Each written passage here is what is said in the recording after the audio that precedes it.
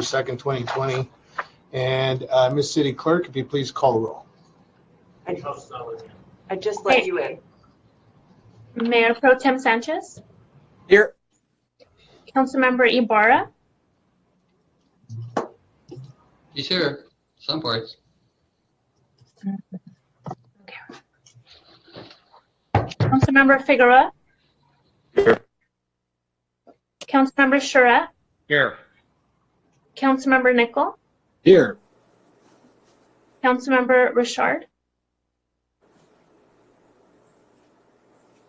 You're muted. Councilmember Richard, Councilmember Mulvihill, Here. and Mayor Valdivia. Here. Okay, thank you, Ms. City Clerk. At this time, we'll, there's Councilmember Barr. Thank you, Councilmember. We see you. And Councilmember Richard, are you there? I think so. You've signed on. We just haven't heard a verbal. Okay, we'll go ahead and excuse staff that shouldn't be here, and we'll ask you to please leave. And we'll wait a few seconds, and I guess turn off the cameras, and we'll proceed. Mayor, just for the record, there are no public comments for closed session. I'm sorry. Yeah, my apologies. Thank you.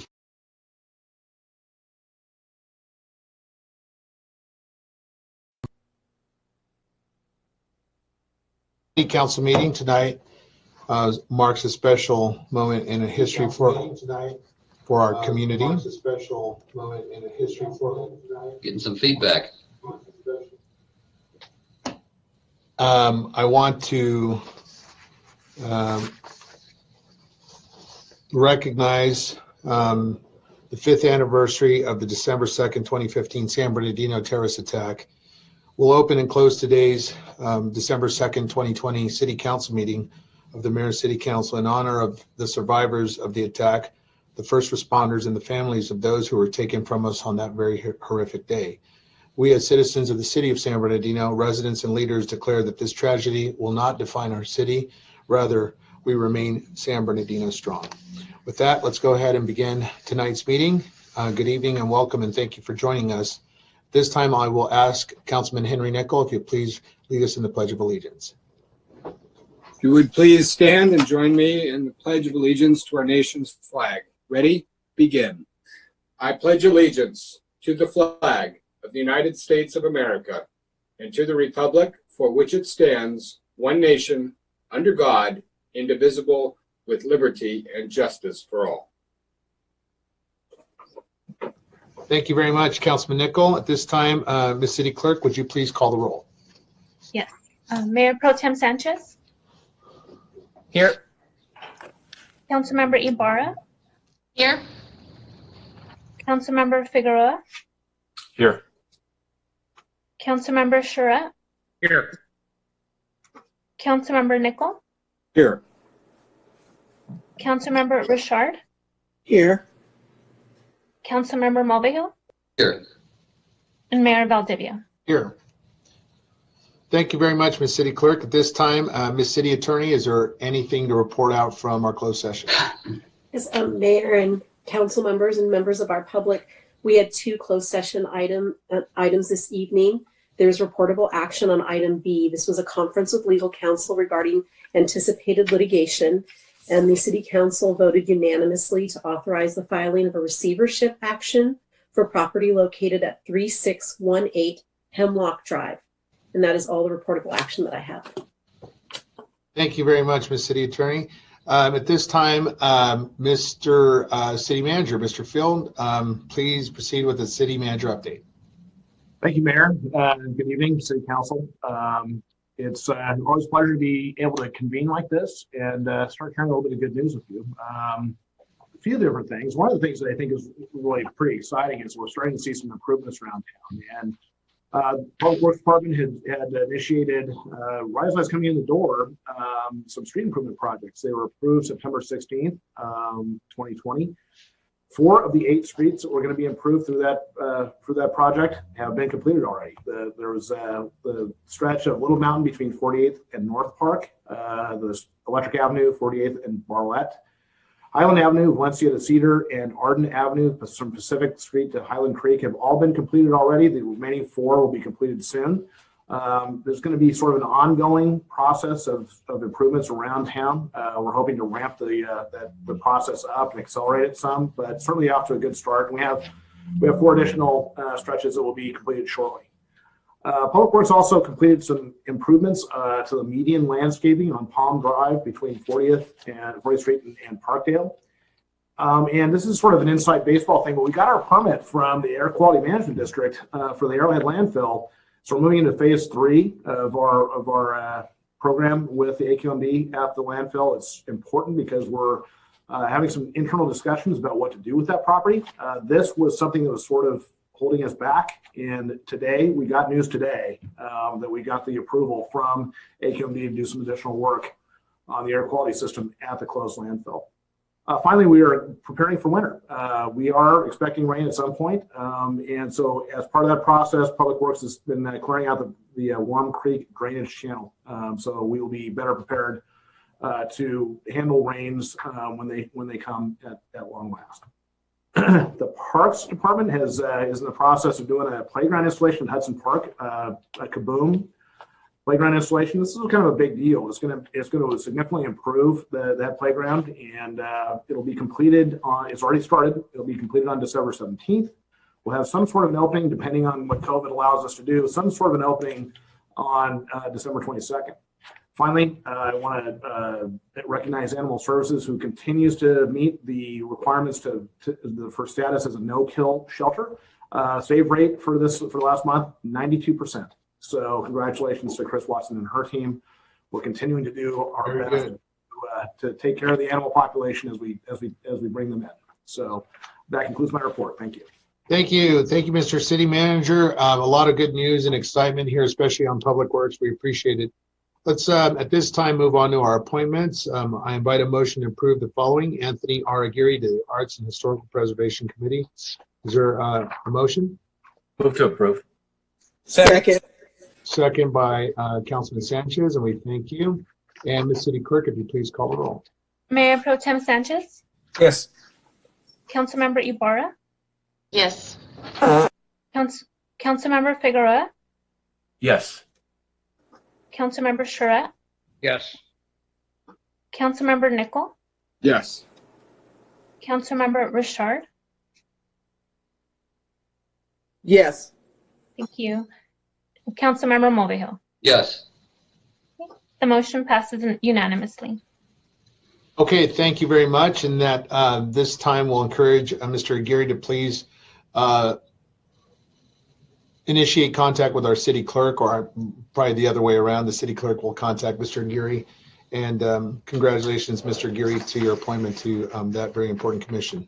Moving on to the presentations portion of tonight's meeting, I want to recognize our outgoing council members, and I will first start with Councilman of the 5th Ward, Councilman Henry Nickel. Councilman Nickel, there you are, sir. Well, I don't know if you can see this. Anyway, Councilman Henry Nickel was elected as the 5th Ward City Council member in a special election on February 4th of 2014. He was re-elected to office on March 7, 2016, and brought over 20 years of experience in government, financial services, business, transportation, public health to the city of San Bernardino and its residents. Henry Nickel's family settled within the Inland Empire more than a century ago. Henry worked in transportation in the city of Riverside and the county of Riverside, and served on various municipal committees throughout his career. Councilman Nickel has been committed to active civic engagement, serving the constituents of the 5th Ward to improve the quality and economy within the city of San Bernardino and throughout our region. On behalf of the Mayor and City Council, Councilman Nickel, we appreciate your service to our city, and we have a plaque to express our appreciation to you, and we'll open it up to you, sir. Any comments? Thank you, Mayor. It's a tremendous honor to serve one's hometown, and I was just thinking the other day where I was 7 years ago when I was campaigning for this job, and we didn't know whether our city was going to survive. We didn't know if we were going to be a city within the span of the next year or two or three. And my hat's off to all of you here, all of our residents, our businesses, our employees that stuck it out. And we accomplished something big, folks. We did it together. We got through a bankruptcy. We reorganized our city in a way that's going to ensure that we're sustainable. We enacted a new charter. We've got the mall underway, the mall project. Our general plan is underway. We just passed a sales tax that'll ensure that we are financially stable for not only years to come, but I think a century from now, San Bernardino will remain a city that others can call their hometown as well. And it's because we worked together. It's because we made some very difficult decisions, but they were needed decisions. And I think they're decisions that we can all look back upon and be proud of. You're like family. All of you, we've had our moments, but like any family, we're somewhat dysfunctional at times, but I think there's genuine respect and admiration here. And I just appreciate all of you. I appreciate our great community, a resilient community, particularly today, December 2nd, as we mark 5 years. This is a great place. This is a great town, and there's great years. I think greater years ahead than we've ever seen in this town before. And I look forward to remaining an advocate for this community, our businesses, our homeowners. I'm not going anywhere, and I look forward to continuing to work together to make our city a truly world-class city. So thank you. Thank you very much, Councilman Nickel. Our next council member I'd like to recognize tonight is Councilmember Basine Richard, 6th Ward Council Member. Basine Littlefield Richard was elected as a 6th Ward City Council member in a special election on February 4th, 2016. She is a lifelong resident of San Bernardino's 6th Ward and the youngest daughter of 8 children, all girls. Basine is a mother of 4 children who were born, raised, and attended school in the 6th Ward here in the city of San Bernardino. Basine has 36 years of municipal service and employment, including working for the San Bernardino County Public Health, the San Bernardino County Economic Development, Social Services, the Sheriff's Department, Child Support, and the San Bernardino County Probation Departments. Basine is a workforce development manager, managing a staff of over 20 employees within the county's workforce development department at the America's Job Training Facility here in the city of San Bernardino, and is a member of the California Workforce Association. Basine, I'm going to miss you. You've been a good friend to me, a good friend to our city, a good friend to council colleagues.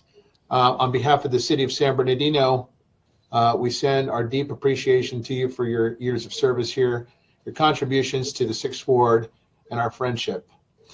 And I'll turn it over to you. So I just want to say thank you to you. That was great. And while I was thinking about what I was going to say tonight, I knew that my other council members would definitely talk about the things that happened that brought our city forward. So every time I start thinking about what I was going to say, it brought me back to one point. Thank God. Thank God Almighty. He's the one that brought me through. This is a thankless job. And I stepped into something that I was uncomfortable with, but I still went through it. And for 5 years, I stood up and I did what I needed to do for my community. What you said about me is born and raised. And it was such an honor for me to be on the IVDA board, because that was where I was born. I was born at Norton Air Force Base, and that was an honor to me. But when I was asked to step up and come and represent the 6th Ward, I was honored. I was honored because the residents believed in me before I believed in myself. I know that I was a county employee for many years, and I do what I always do, is help the people in our community. And so I'm going to continue to that. I'm not going anywhere. But first and foremost, like I said, I want to thank God. God brought me this far, and he's not going to leave me now. And so I just want to make sure I thank him first and foremost. And the next people that I'm going to thank is really not in any specific order. I want to definitely thank my constituents, again, for believing in me. I want to thank my family for dealing with what they had to do, because you don't know that when you enter into this position, it's not just about you, it's about your family. You have to bring your family aboard too. And a lot of people forget that. And my family stood through me, by my side, through thick and thin. Even though a lot of people didn't see them, didn't know them, they were there. And I want to thank not just my family, but my friends. I had some great friends, including the mayor that stood beside me. And we developed a friendship that's going to continue. I just want to thank you. I want to thank the staff at the city. The staff, we have an awesome staff at the city. We cannot ask for anything better, because they will do whatever you ask of them, and they will be there to support you in everything that you have to do. I want to also thank all of my support team. I want to thank the council. You know, all the times that we sat with meetings, we spent a lot of time together. We didn't all agree, but we all agreed to disagree. And I think that that's very important. And I just want that to continue. I want the incoming council members to understand that we have to work together. The only way we're going to bring our city up is to work together. And I know that San Bernardino was on the rise. We have done a lot of important things, as Henry Nichols said. I mean, one thing he didn't mention is the airport and all the wonderful things that we did surrounding the airport. But I just don't want to say citywide, because, you know, I'm a representative of the 6th Ward, but I'm a representative of the city. When we talk about the things that's happening in the 6th Ward, we fought. We're going to continue to fight. I'm not, like I said again, I'm not going anywhere. So I just want to thank you all. This was a wonderful experience. And again, like I said, I'm not going anywhere. I'm going to continue to support my city of San Bernardino, where I was born and raised. So thank you all. And I just know that we're going to do great things. Thank you. Thank you very much, Councilmember. You'll be deeply missed. And one more thing I want to say. Yes, and I just want to, I'm sorry, because I forgot. I just want to say to all the people that said, oh, she don't turn her camera on. My camera's on tonight. Only for a moment.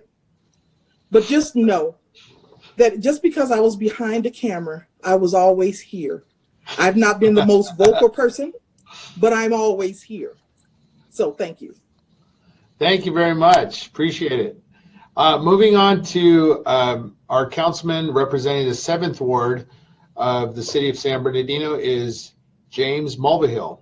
Jim Mulvihill was elected as the 7th Ward City Council member on November 18, 2013. Jim served in the United States Army and as a radio operator in Vietnam. During this time, he was awarded the Bronze Star Medal. Jim taught urban studies and city planning at California State University, San Bernardino since 1981. He received his professional certification from the American Institute of Certified Planners in 1990 and maintains an active credential. He is a charter member of the American Planning Association, from which he has received several recognitions, and most recently, the 2012 Distinguished Leadership Award, Professional Planner from the APA's California chapter. Dr. Mulvihill has numerous professional publications and research presentations, and he has been active within the community as a member in the Kiwanis Club of San Bernardino since 1986, the League of Women Voters of San Bernardino since 1989, and also attends Our Lady of the Rosary Parish. On behalf of the Mayor and City Council, Councilman Mulvihill, thank you very much for your years of service to the city of San Bernardino and for the residents of the city 7th Ward. And the floor is yours, sir. Well, thanks, John. I really appreciate that kindness. I first want to apologize to Fred. I'm leaving this, and he's no longer just going to be the senior council member, but he's going to be the senior citizen on the council. So I really feel, I want to apologize right up front, Fred. You're muted. I was giving you the floor. I wasn't going to interrupt. Thank you very much. Now I'm really the oldest council member. Yes, indeed. Yeah. I love it. I love it. Well, again, to the particularly 7th Ward residents, I really want to thank you for the privilege of serving as your councilman for the past 7 years. It's been one of the great privileges of my life. With this service and my 31 years of teaching at Cal State and also community advocacy, I've served my community for about 40 years. I'm most proud of during that time of really raising my daughter, who's gone on to become a very successful transportation planner. I know how she picked that up with the Environmental Protection Agency's headquarters in San Francisco. All in all, I've been a very fortunate individual. My life's taken me through a great education, a range of experiences and adventures and friendships that could fulfill several lifetimes. Couldn't have accomplished this without the assistance, really, of many friends that I've made along the way. It really is true that we stand on the shoulders of others. I can't say that my service has been perfect, for sure. I'm certain that the city planning department and management might have benefited sometimes a little bit less, with a little bit less of my help. But there are several accomplishments that I really take personal pride in of providing, particularly the 7th Ward. The first being the complete replacement of the streetlights and new landscaping along Broadmoor Boulevard from 30th Street to Parkdale. It took several years of nagging 3 city managers and I think 4 public works directors to get that accomplished. Another accomplishment was the standing up out in front and stopping ultimately that needless 36-inch high-pressure gas pipeline that SoCal Gas was determined to cut through San Bernardino from north to south, a 50-foot, imagine this, a 50-foot right-of-way from Cajon Boulevard to Kendall Drive to 40th Street to Valencia to Oldsby over to Linwood to Golden to, again, from north to south, finally winding up in the Hospitality Lane, not the Hospitality Lane area, but the hub area with the Costco and so forth. 50 feet wide, 8-foot deep trench, and they weren't planning on resurfacing the street when they were done. And it was just filled, SoCal Gas was the most dishonest group that I think I ever dealt with the city. They and there's a greater story to that, and I'll leave that to a research paper I'm putting together. But at any rate, and those were items that I think I contributed directly to. But being on the council and being on often a narrow council majority, Father Barry's Mary's Village, the 85-unit Housing First homeless shelter that we just opened up about a month ago. Very proud of that. It again, there's a lot more story to that. And I'm also proud that the revitalization of Waterman Gardens, that terrible blighted World War II era public housing projects that's been being renovated into a modern mixed income residential community with all kinds of bells and whistles and new organizations, etc. And of course, much of that's due to our partner, the National Community Renaissance. And of course, the outsourcing that we've done. Imagine what the city's finances would be if we were still paying full price for the services that now are being done by private enterprise. It really is a compliment to private enterprise for our parks and for our trash pickups, delivering services much more efficiently and more attractively than any public facility could do. There's other things that I could mention, but I'll let it go at that. But right now, and thinking about the city's future, the city has many opportunities. Obviously, we've hired a very good city manager. with an extensive background in community development, and that's exactly what we need at this time. And the city is going to be revising its general plan, and that general plan will demand bringing together the entire community to map out a vision, a roadmap of how the city is going to evolve over the next 15 to 20 years, and how we're going to get there in an orderly, predictable manner, how this vision is going to be achieved. The revision is going to take probably about 2 or 3 years, but we've contracted with a top planning consulting firm with PlaceWorks. On a final topic, the city and region have become a major logistics hub. The city's responsibility now is to establish linkages between logistics and the evolving related technology, as well as other closely related activities to generate cumulative sustainable growth. The strategy to accomplish this should be part of the general plan. Logistics is much more than package handling and truck driving, which coincidentally really supported me after high school and really through my college education.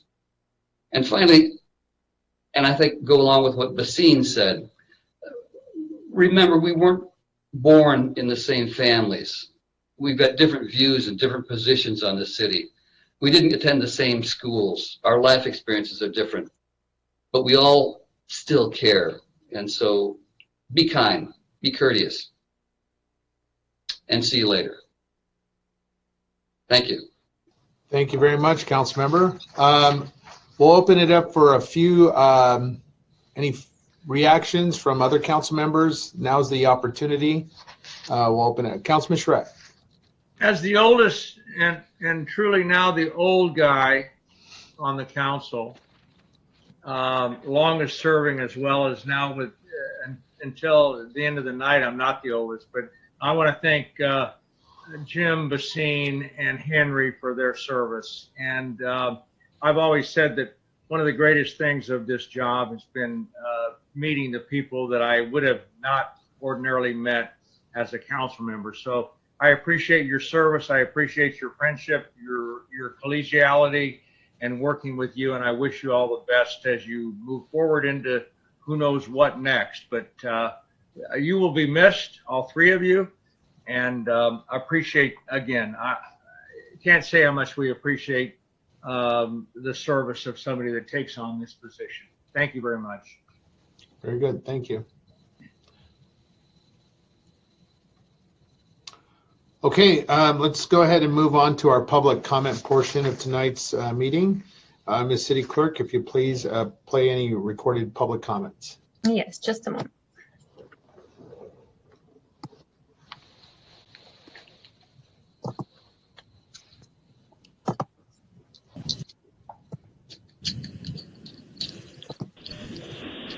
Yes, this is Harry Hatch, resident of San Bernardino, Ward 7. This comment is for the public session for an item not on calendar. I have forwarded to the City Council today an open letter regarding fireworks enforcement within the city. Since the Council has not seen fit to outlaw fireworks, it might behoove them to look at these possible changes, 12 minor changes to the code, which will make the code more enforceable so that they could get some of the fines that have been established by their changes last year. If they don't do this, the inconsistency between the state law and the city ordinance could render any of those violations to be declared not violations. Just a thought, you might want to look at this. I forward this in the spirit of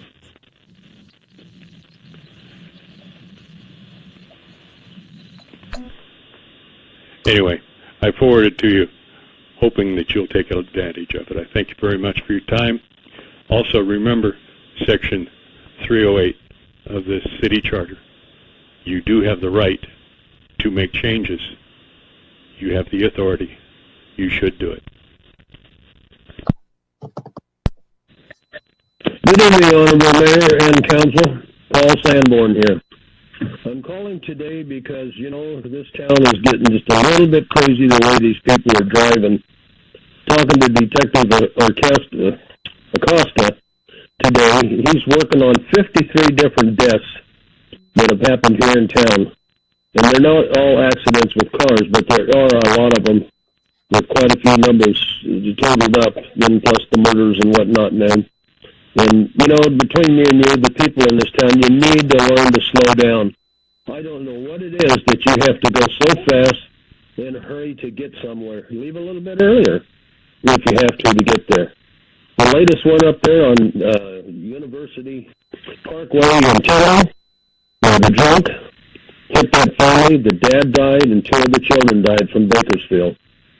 I mean, how sad that is. And myself, I had an accident on Kendall, and there was another one up there on Pine and Kendall. People need to slow down. I mean to tell you. It's getting crazy in this town, and then with Christmas coming on, they're going to be more drinking, et cetera, whatever. Stay home. You should stay home right now anyhow. The other thing is for Damon Alexander, now that you're going to be taking over here eventually and whatnot, I would like to see you do something with Mulville's gopher farm down there above Marshall on Mountain View. He's done everything he can to try to hide it. Now he's not doing nothing. And, of course, they're just popping up right and left. They're finally making it across the street to the different houses and stuff. It's a problem that we really need to address. Thank you, and have a good day, and Merry Christmas to all of you. This call is from Greg Palomera. I'm calling for the 3 meetings. I don't know which one this message will go to, but the travel center on Palm Avenue in Kendall, did they even ask the general public what they thought? What about the freeway congestion that it's going to create for trucks coming off the freeway? The road improvements? And the prostitution that it's going to bring in, the drug problem that it's going to bring to the truck stop. Has anybody discussed that? And another thing that I'd like to mention is the power outages up in North Vermont. I worked for a utility company for 30 years. I've lived up here for 30 years, and everything is underground up here. So why do they shut our power off? That is my question. There's no reason. Everything is underground up here. All utility vaults, underground. Why are we paying the penalty for something that has happened in other counties? That's Edison's way of go ahead and punishing everybody. It's wrong. And also, I have a breathing machine that I need my electricity for. I use it every single night. Does anybody take any of that into consideration? Thank you. Hi, my name is Barbara Chavez. I'm a resident up in the North Vermont area at the 215 Palm Kendall off-ramp. This is for all sessions meetings. I'm calling mainly regarding the truck stop that is going to be approved, or I understand may have been approved already, on the Palm Avenue area across from Denny's. I object to the truck stop as a resident. I would like to find out and obtain information whether environmental impact studies and air quality studies have been done and approved regarding the residents up here and schools that are up in our area. The reason why I object is due to the high crime rate, prostitution, and drugs, the impact that it will have on the roads on Palm Avenue, and as I said, the crime rate up in this area. I'd like to find out if city planning meetings were provided for the public for their objection and or approval. I'm not aware of any meetings that were set by the Planning Commissioner's office, so I'd like to obtain that information as well. My phone number is 909-496-1396. Thank you. And also, I'd like to object and find out information regarding the residential construction that's taking place at the top of Palm Avenue. The hazardous dumping of rock and the understand that grinding of rock that will create a pollution, air quality defect for our area up here. So I wanted to object to that as well. Thank you. Bye-bye. Yes, my name is Kathy. I would like to address all three meetings. I live on Miners Court here in San Bernardino in Vermont, off Palm and Kendall. My concern and complaint is the proposed San Bernardino Travel Center that the city will decide to okay. The proposal is made out to sound very rewarding for the truckers in our area. But what I and our neighbors see is drugs, drug dealing, prostitution, and violence. You also have to keep in mind that you have Cesar Chavez Middle School right down the street. With kids missing the bus or staying over for after-school activities, those kids walk right in front of that area, which is very dangerous. Not to mention the terrible traffic and congestion we already have in that area. That off-ramp needs fixing immediately with our congestion. Number two, the rock pile above our homes on Palm that needs to be removed immediately. With our strong winds, 40 to 60 miles an hour, the dumping of the toxic cancer-causing material is flying around like crazy in our area. You are asking to be sued. Number three, the electricity being shut off because of our winds. I have lived here for 28 years, and we have never had a problem. Our lines are underground, so why are our electricity being shut off? I have a family member that needs our electricity on a daily basis for medical equipment. So please, please keep this in mind. You have to think about our community and our safety. Thank you.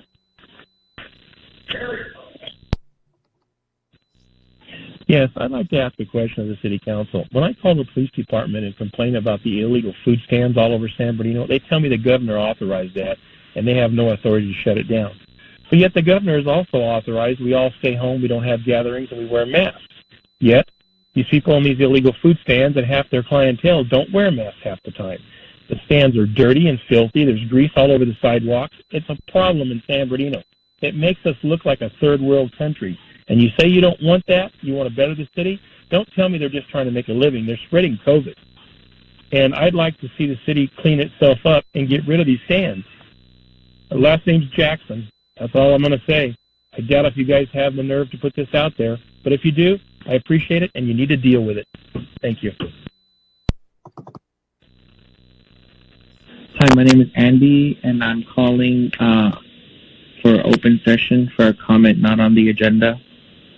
I wanted to let the City Council know how important it is to promote shopping in San Bernardino and loving San Bernardino to its citizens. I believe we need to start a campaign that encourages people to spend their money here, shop locally, and give back to their community in terms of being proud of where they're from. We've currently passed Measure S, and we need tax revenue and from the sales tax to help us reach our goal. So we need people to start shopping here. We need everybody to start loving San Bernardino, and a campaign at the city level to promote this message and promote shopping here amongst the businesses would be a great start. I'd be happy to help with that. Please keep me in mind. Thank you so much. You guys rock. Have a good day. Hi, my name is Tressie Capps. I'm making a public comment for tonight's meeting. It's just a general comment. I sent an email, but I have not received any kind of didn't receive confirmation back that it was received by your offices. So here goes my comment. There's a truck that's abandoned over on Campus Parkway near North Park. I've called it in every way I can think of, and the truck is still there. So please do something about that. And secondly, I'm getting real tired of these Southern California Edison power safety shutoffs. In fact, I could get one right now, and I'm going to be off the grid again. So it'll be the third time this year.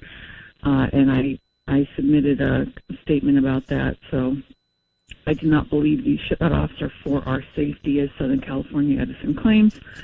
And I think it's for them to avoid liability in case their lines start a forest fire. But I put specific comments about that in my email. So I hope you guys have a good meeting, and thank you for listening to my comments. Have a good night. Bye.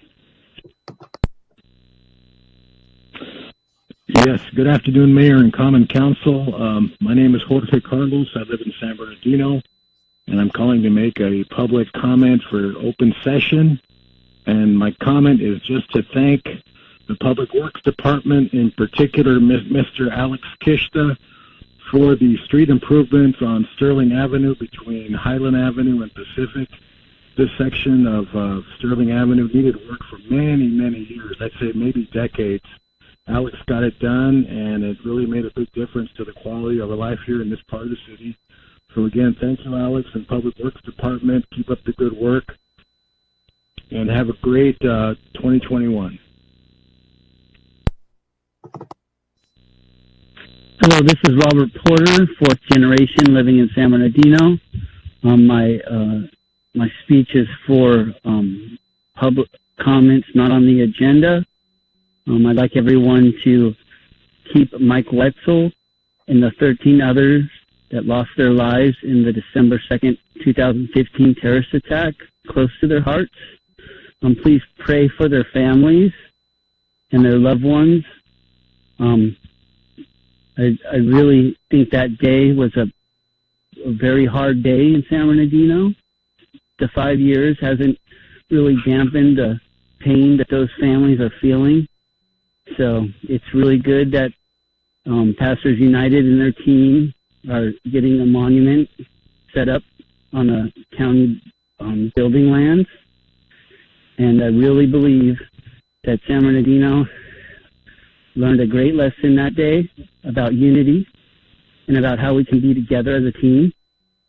And I'd like to ask you all, in their memory, to please try to work together the best you can. And let's finish out 2020 as a good year instead of how it's been so crazy and bad. I love you all. I love San Bernardino. Thank you very much. Hi, my name is Linda Collier. My number is 909-609-6273, and I live in the city of San Bernardino. I'm asking that the mayor has some cleanup crews come over to Highland between Pepper and Macy and clean up all of the trash. We have so much trash, and now we have all these murders happening in our city. What is our police department doing? And what is our city officials doing to clean up our city? Please, we need something done. That's what we pay our taxes for. Thank you, Linda Collier. This is a public comment for Treasurer Ortiz for tonight's open session. Council, as we remember the tragedy that struck our community 5 years ago, and we pray for the families that lost a loved one, I also look at tonight's agenda, and I don't see any type of report or communication to the fact that we are losing residents in our city to continued acts of violence. Why is there silence on behalf of the chief of police, the city manager, and you as our elected officials? This is unacceptable. Our city has become a war zone, and only to a select portion of our population. We can't be so fragmented as a community that we don't care about the others who don't live next door to us. More needs to be done. I'm asking all of you to come together with the city manager, with the acting chief of police, and speak to the community. Come to a resolution on how we solve this issue that people are facing. Why should residents live in fear? It's just heartbreaking. Thank you. Hi, this is Julie Mathias. This is for public meeting, open session, and it's regarding towing of vehicles during the pandemic, and also it's regarding the homeless. And basically, my vehicle got towed about a week ago, and like I'm aware that I'm going to have to pay the tow fees and everything, but it's really a burden, especially when I'm not guilty of the violations. But other than that, the reason that I was in San Bernardino is because I was helping people that were on the streets do their EDD. And it was only until the 21st of December for people to, file their EDD. And it's a shame, there's money available, and there's, I was willing to help take people to the DMV, and now I don't have a vehicle to, help people that are on the streets. And I know that San Bernardino has an issue with homeless, and, in a time like this, when everything's kind of up in the air, and, the first responders, police officers, fire department, everybody's putting their lives on the line, if not more so now. And, it's stressful all around. But the last thing that, I'm not trying to, I would just like to address the fact that maybe emphasis could be put on a little bit of leniency towards the towing of vehicles during this time, because it really is a burden. I mean, I'm not able to, I don't have a car now. And I mean, it's just been a hassle, but everything happens for a reason. And, I guess that's all. Thank you so much. And all right. Thanks. Bye.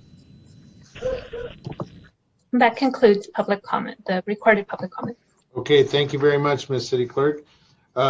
Moving on to the staff report portion of tonight's meeting.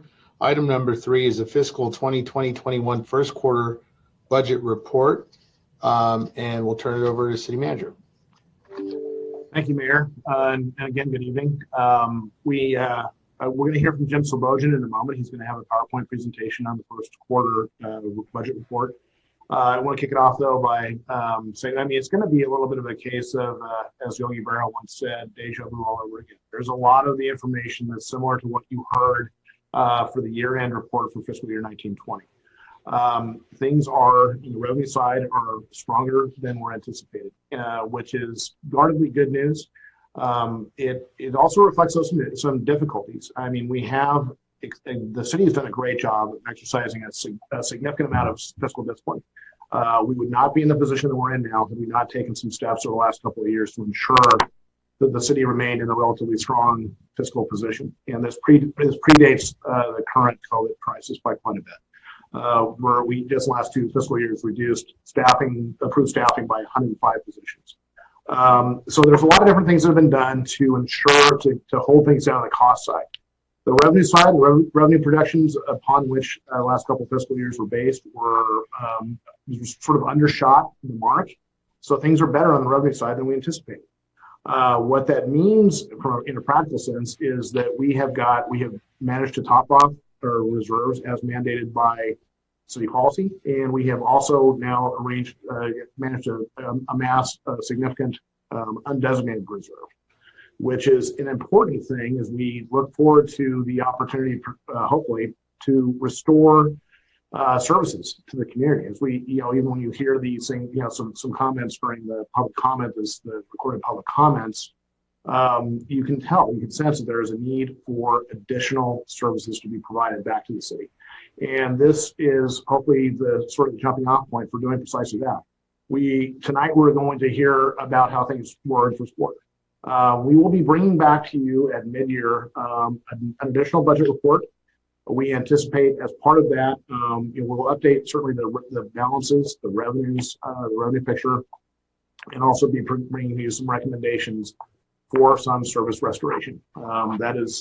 We're not entirely sure. We'll be doing that in consultation with the council, but we do anticipate being able to do that, which I think is good news for the citizens of the city of San Bernardino.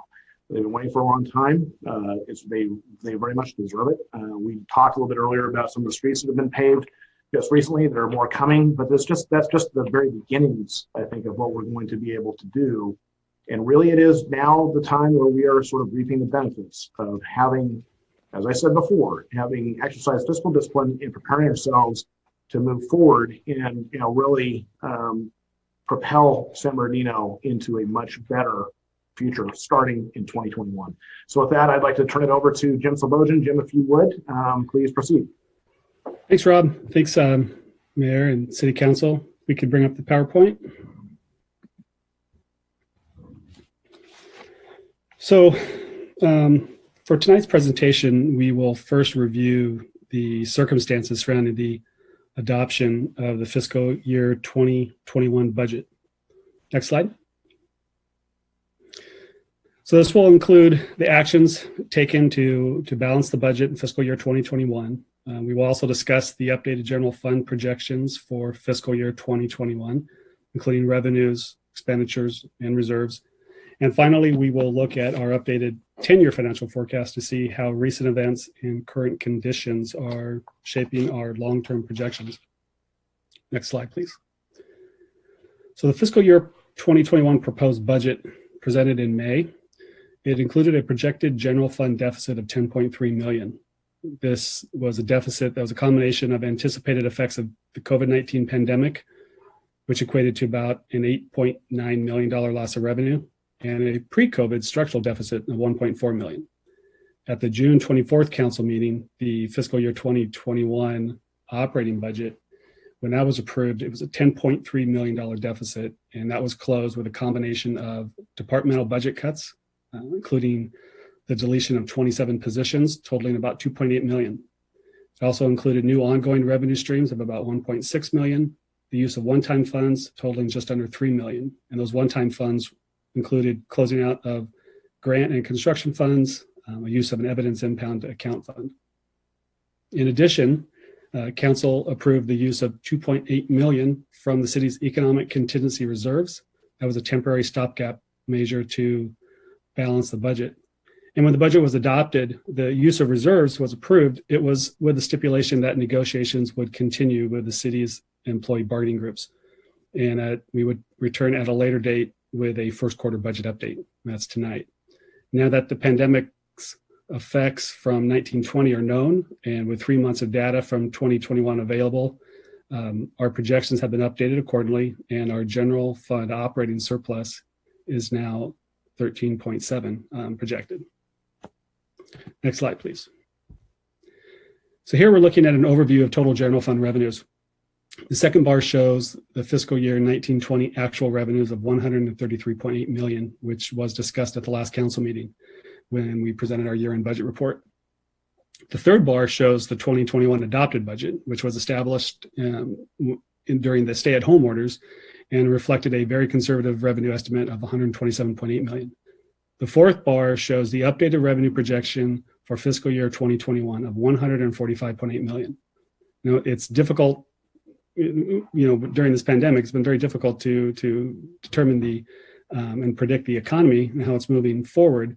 But based on the results of 1920 and with the passage of Measure S, we have much better information to update our projections. And one other item that increased our revenue estimates is the CARES Act funding. We received $5.3 million in CARES Act funding. That was one sum of 2.69 from the state and 2.69 from the County of San Bernardino. So next we'll go over the top 5 revenue sources. Next slide, please. So here we have sales and use tax and our Measure Z as transaction tax. And under our sales tax, the projections that we developed in coordination with our sales tax consultant, HDL, we looked at the unique circumstances of the pandemic, and with little historical precedents to turn to when projecting these revenues, we took a very conservative approach. This was, we developed these estimates when the budget was adopted as well, and certain factors considered were the city's demographics, our unemployment rate, and potential business closures. However, based on the prior year's actuals, which totaled $37.7 million, despite 4 months of COVID impacts, sales tax performance in the first quarter of this year and the estimate for fiscal year 2021 it was increased by $4 million to $36.5 million. So last fiscal year, the negative impact on sales tax was mitigated with extremely strong online sales, and that trend is expected to continue in the current fiscal year. However, it's important to remember that the effects of the pandemic and the related business closures are difficult to ascertain, and it remains to be seen what federal and state economic relief packages will be available to the city. Measure Z, now on November 3rd, we know that the voters approved Measure S, and which increased the city's local sales tax rate, formerly known as Measure Z, from 0.25 to 1%. So Measure S is projected to generate approximately an additional $6.7 million in revenue this fiscal year, for a total of $15.75 million of Z and S combined. So the 0.25% rate will remain in place until the end of the third quarter of this fiscal year, and then the 1% rate will kick in and start taking effect in April. So on an annual basis, on a full year, Measure S is expected to generate approximately $27 million in additional revenue. So combined with what we know, we are expecting it to start at $36 million for Z and for the full 1%. Next slide, please. Now on the UUT side, revenues there are projected to decrease by an estimated $300,000 to $22.9 million. UUT remained relatively flat for a while with minor declines. This is a UUT revenue. It's impacted by commodity prices and consumption. And when you look at surges in natural gas and electricity, those prices, they've affected some years' revenues, along with factors such as weather and energy efficiency upgrades. Additionally, we've noticed that some of the consumers, when they switch from cable to streaming services, that tends to hit into the telecom area. So we're tracking that. It's a marginal $300,000. Sometimes we've seen that beat our estimates, and sometimes it comes in lower. So again, it goes back to those factors. Next slide, please.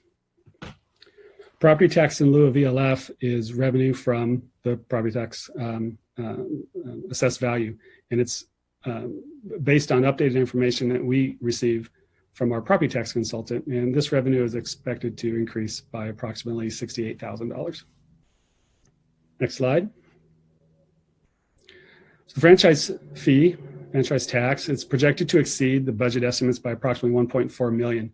The additional revenues category is related to Burtech's rate increase of 14% on commercial. As mentioned in the 1920 year-end budget report, the Burtech franchise fee revenue totaled $8.9 million, and it is expected that this level of revenue from Burtech will continue into 2021. Next slide. So here we're going to talk about the other revenue categories, and we've covered the top 5 revenue streams. That's the gray area in that chart.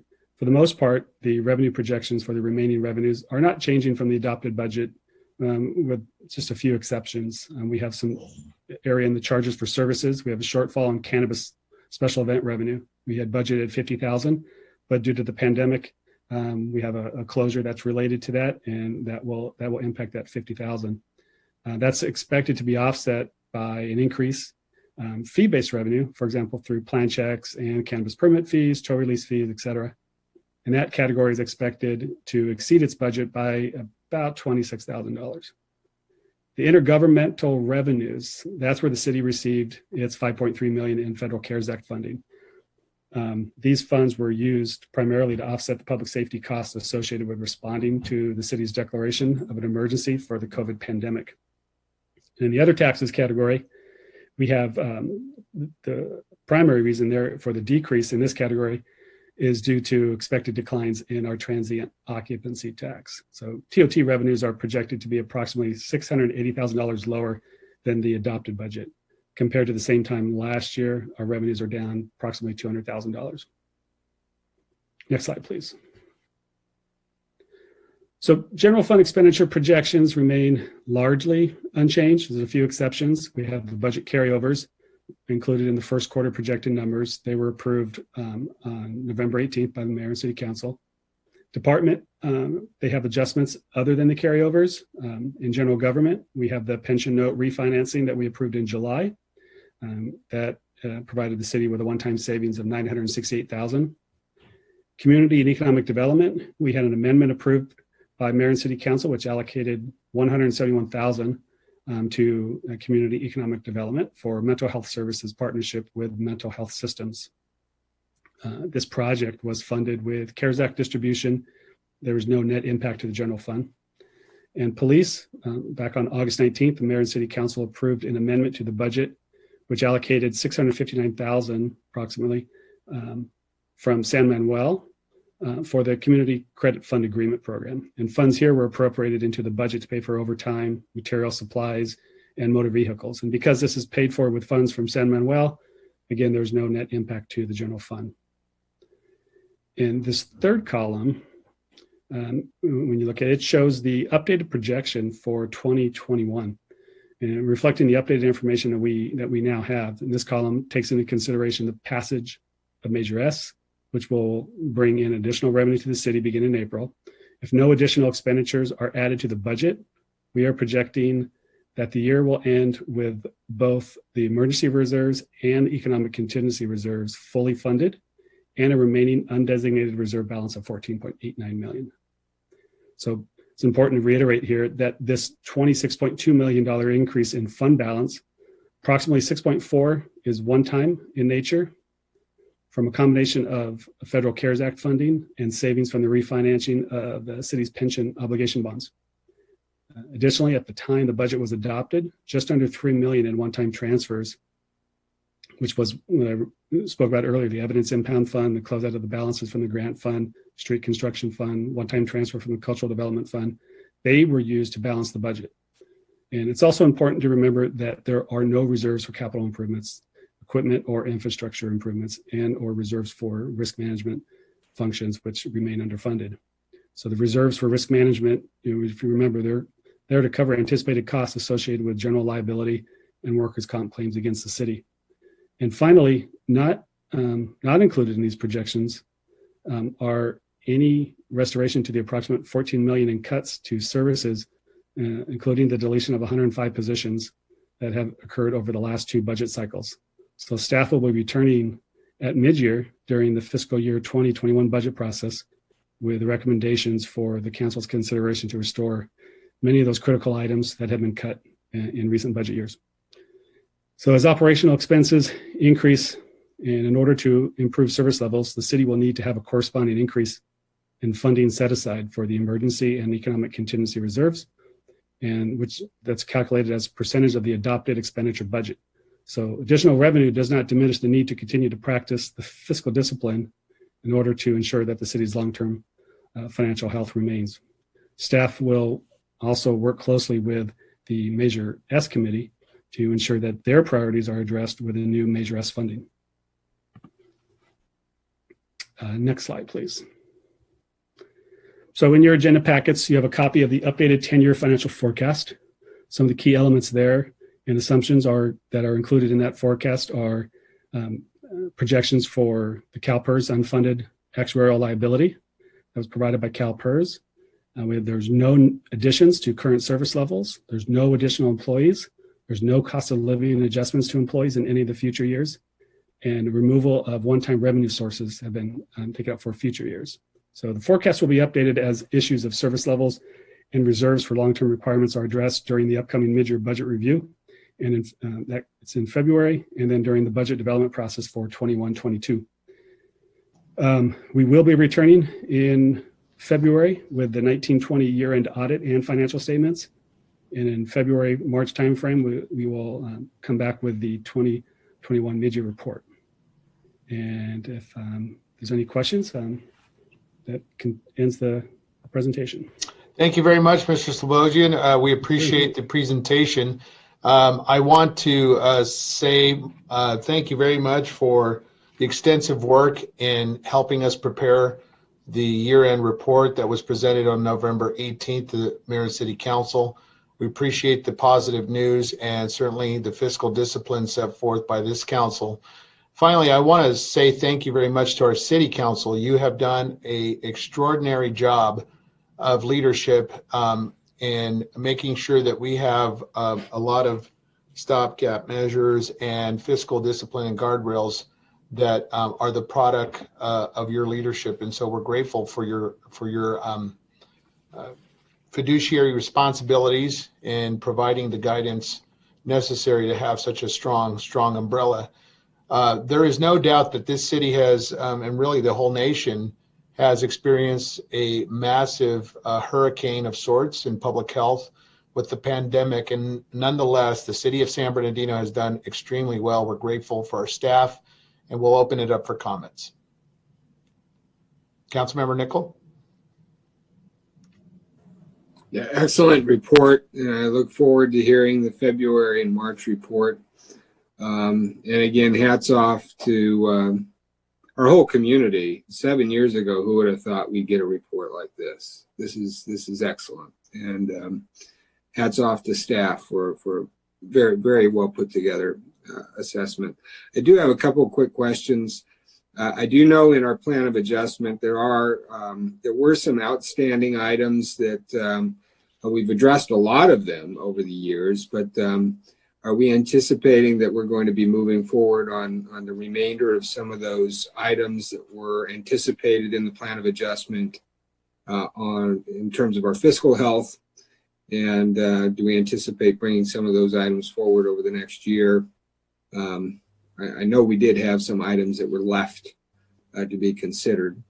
And then also, I do have a question on the sales tax, particularly what's driving that? Is that retail sales? Is that restaurants? Is that gas sales? What are some of the big components of the sales tax that we can identify and maybe think about how we strengthen some of those subsectors to ensure that we maintain this strong fiscal position? Well, to address the issue on this sales tax, one of the big drivers obviously is the online component. As people stayed home and as stores were closed or limited in capacity, people figured out how to work from home and they figured out how to spend from home. So our big box stores, the Home Depots, the Costco's, the Targets, the Walmarts, they all worked very well. They were open around the clock seemingly, and they provided us with a large dollar amount as well. Plus the grocery stores.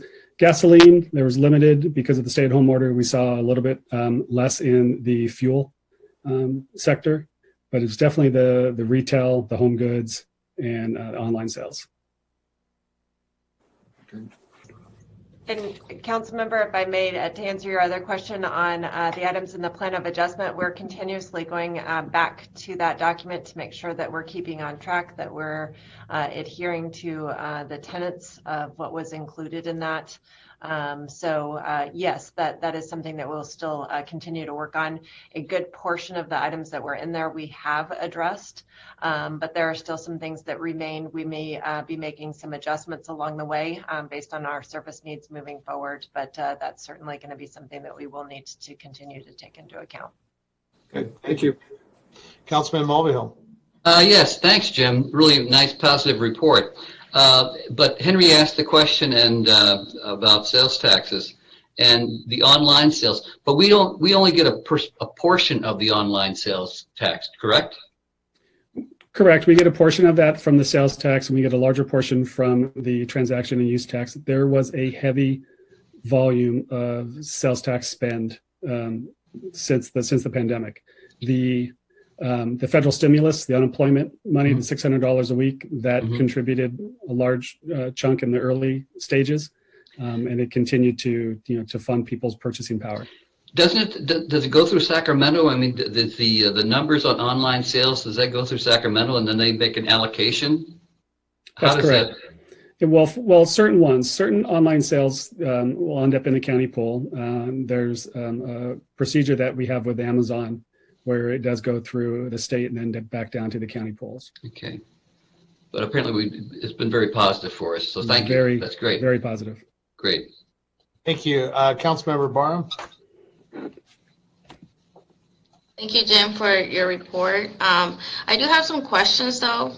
If we look at, in general, you make a mention on your report about fiscal year 2021, first quarter projected, and just to confirm, we're talking about July 1st through September 30th, correct? That time frame? Correct. Okay. These are projected numbers. By when can we have like the unaudited actuals for that quarter? Well, for the first quarter of 2021, it's 3 months, but then we're projecting out based off of how that data is coming through. We're projecting out for the remaining 9 months of the fiscal year. So we're looking at data and we're analyzing the data and using those trends and working with our consultants. We're projecting out for the entire year. The unaudited numbers, how we do it now, they come at the end of the year. But we know when, like with sales tax, there's a lag. We'll use that as an example. So what we're receiving in payment in actual hard cash today is actually for prior period timeframe. Okay. And then I had another question. I know you mentioned on slide number 5, revenue coming in from Measure S. My understanding is Measure Z is still our sales tax until March of 2021, right? So we're not getting any Measure S taxes until after Measure Z sunsets. Right. Measure S, that differential, it'll go from a quarter to a full percent. That will kick in April, and that I guess that 3/4 increase, we're projecting about 6.75 million from that alone. So the Measure S is going to start then on April of next year, 2021. Correct. And so Measure Z is out completely now. Measure Z will close out, and Measure S will come in with a full 1%. Okay. I wanted to clarify that. Thank you. Thank you. All right. Well, this is a very good report. It's a receive and file. If there's no further comments, let's move on to, I do have one reaction. Mr. City Manager, I would ask that the staff bring back, it appears that there's a surplus here. And so I'd like to get a staff report and direct staff to allocate $1 million for abatement services in our city. There is a great need here in our community. And as you mentioned previous, that there is a surplus and services need to be rendered to our community. So I'd like to get a staff report and a presentation on abatement services with that reappropriated dollars. We will absolutely do that. Thank you. You kind of stole our thunder. We were going to bring that back at mid-year. You think you just accelerate it a little bit, which is a good thing. I mean, we can ramp up that portion of our efforts. Now there's a healthy enough undesignated reserve that I think we can make that occur. And we will bring back a staff report with a budget adjustment next month. Very good. Thank you. Moving on. Yes, Councilmember Barra. Are we going to be able then to also add other items that are urgent in our city? Because I've been asking for street lights on E Street. Some are out on D, not all of them. And these are continuously, I'm bringing them up to city staff for the past 2 years, and that's not being taken care of because we don't have funding available for them. Is this the opportunity to start adding projects? Or are we going to have a separate meeting where we add our own list? If I may, Mayor, what we would recommend to staff is that we bring that back as part of a full package at mid-year. So, okay. And by the way, I should mention that one of the other, because in light of this news, it is our intention to accelerate the process a little bit. The entire budgeting process is going to go a little bit faster this year, meaning that we'll typically we bring mid-year back in March. I think we're going to be bringing it back in February this year instead. Great. So that we can account for some of this and start, as I said in my introductory remarks, it's time to start restoring some services. So that's sort of a long way of getting around to saying to Councilmember Ibarra, yes, if it's okay with you, we'd prefer to bring it back in February as part of the mid-year. That'd be great, yeah, because our infrastructure needs as much money possible to get fixed already. Thank you, Councilmember. Moving on to item number 4, staff reports. This is the impact report for the petition entitled Initiative Measure Proposing to Reduce the Rate of the City of San Bernardino Users Tax. And you have a recommendation before you, and we'll open it up to our city manager. Mr. City Manager. Okay, thank you again.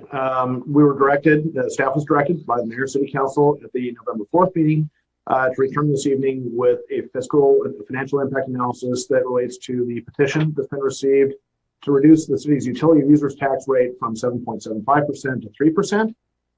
We have brought back, we have a report. Again, this has been prepared and will be presented by Jim Slobodan. As a companion with that, of course, we have a recommended motion. There are three alternatives, but I'll give you a sneak preview. The staff recommendation is that we submit the measure at the next regular election of the city, which will be in November of 2022. So with that, Jim, please, if you would proceed and give your presentation. Okay. Thanks again.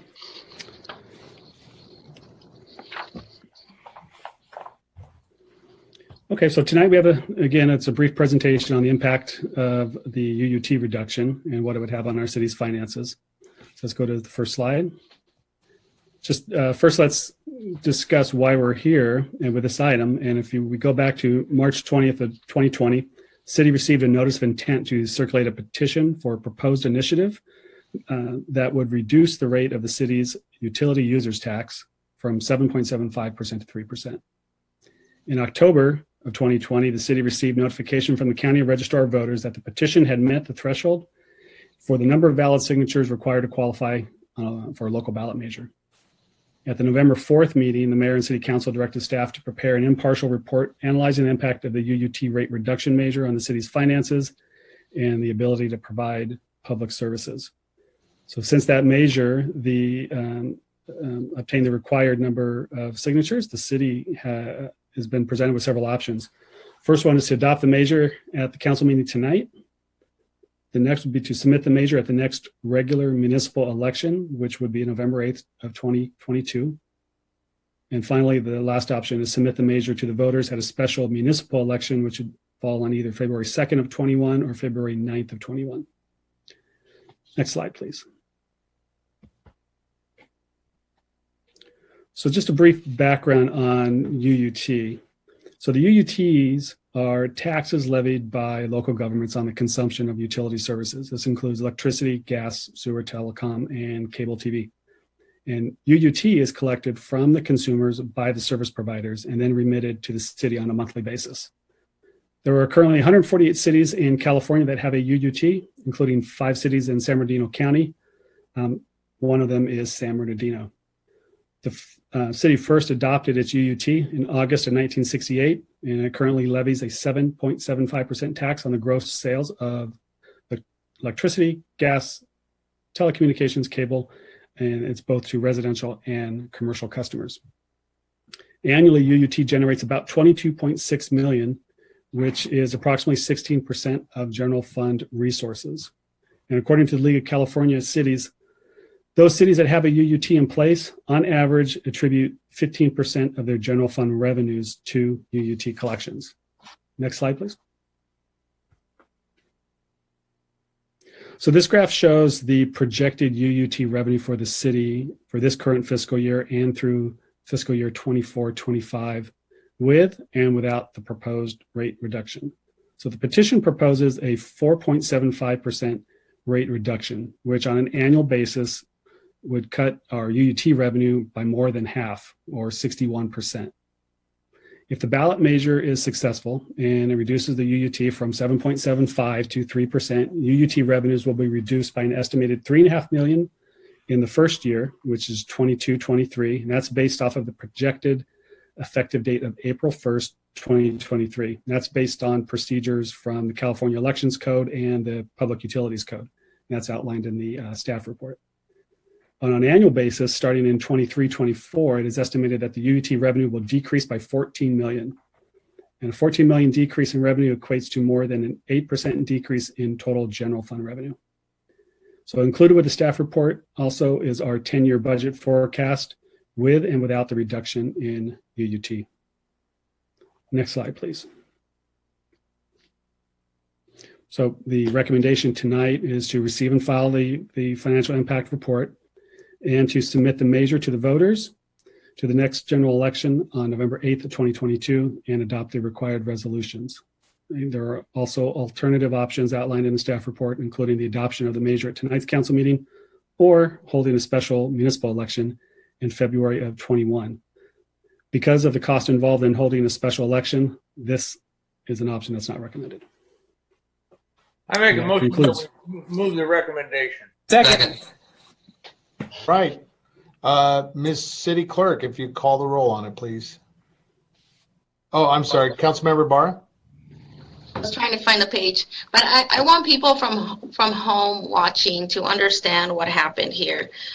Yes, this was first brought to our attention earlier in the year. However, the petitioners were given up to 6 months to submit their signatures, if I'm correct. And they had just submitted it to our city clerk in October. I just want to clarify that to our viewers from home of why this is going to be put on after the fact. I know there was some, some buzz out in this community that we did it purposely. It's not us. It's just the time frame that the petitioners were given from the Register of Voters, and I want to put it out there so that the people from home watching can understand where we're coming from. That's all. That was my Thank you very much. Ms. City Clerk, if you call the roll, please. Mayor, if I can get clarification on who seconded the motion? Hey, Theodore. Thank you. Mayor Pro Tem Sanchez? Yes. Councilmember Ibarra? Yes. Councilmember Figueroa?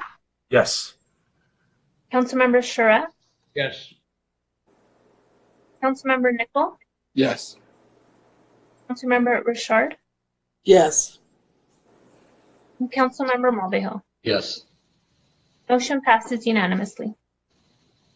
Okay, thank you very much. Moving on to item number 5. This is approval of Waterman Baseline Neighborhood Specific Plan Recovery Fee. The recommendation is there before you. We will hear from a staff report, and we'll turn it over to Mr. City Manager.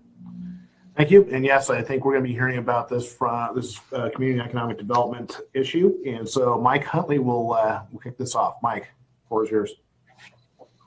Thanks, Rob. Honorable Mayor, members of the City Council, if you remember back in 2016, the Mayor and the City Council approved what's called the Waterman Baseline Neighborhood Specific Plan. The specific plan was established to create a land use and development framework for this particular area of the city.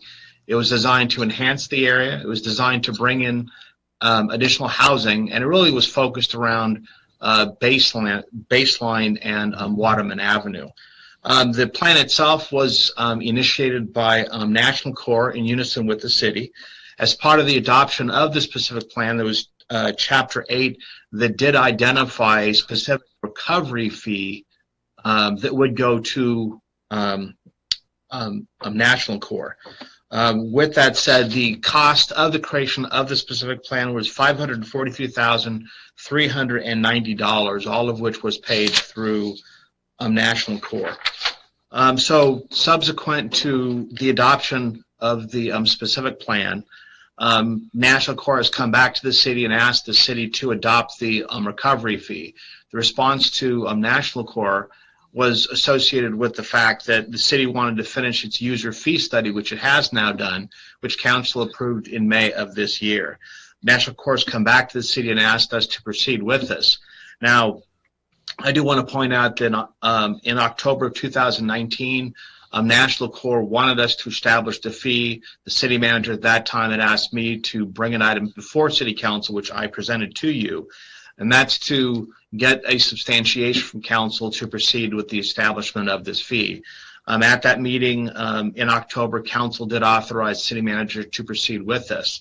So as such, the item in front of you tonight is an item that comes out of the recommendation from City Council, and that's for the city to establish a recovery fee to pay back some of the funds we used for the creation of that plan. What's incorporated in the report tonight, which is in front of you, actually does identify the methodology for the establishment of the fee. It provides all the information that you would need. Staff has had discussions with the finance department on this. We've also talked with the city attorney's office, more specifically their technical staff on the establishment of impact fees. Both Finance Department and City Attorney's Office do agree that the methodology is appropriate in this case. The way this would work is this is when someone would come in for a permit within the area of the specific plan. That development entity would have to pay a certain percentage. That money would come into the city at some point or twice throughout a year.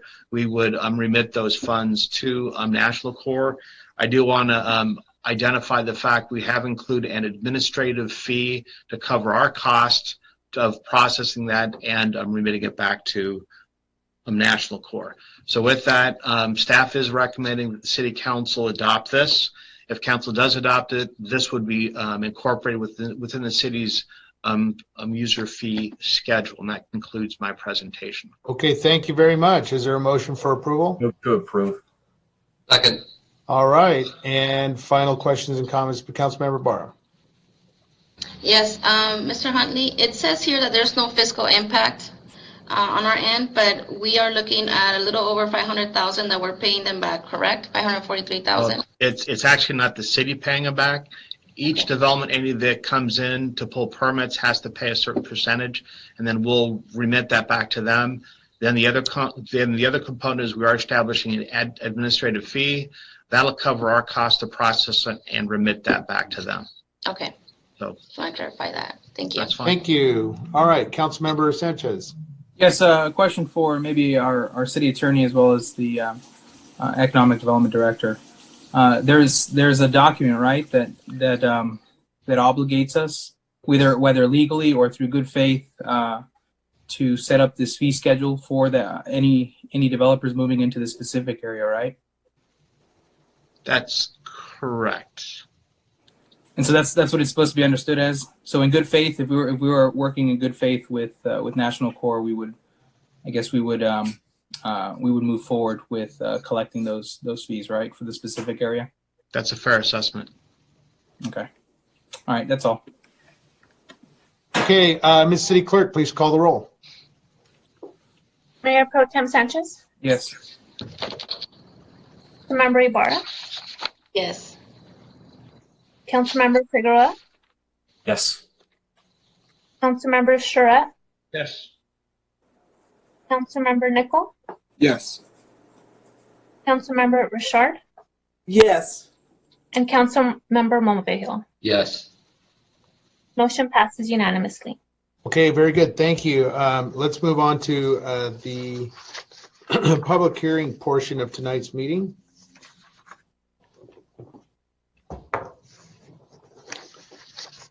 This is item number 6, San Bernardino Travel Center, located in Ward 6 of the city of San Bernardino.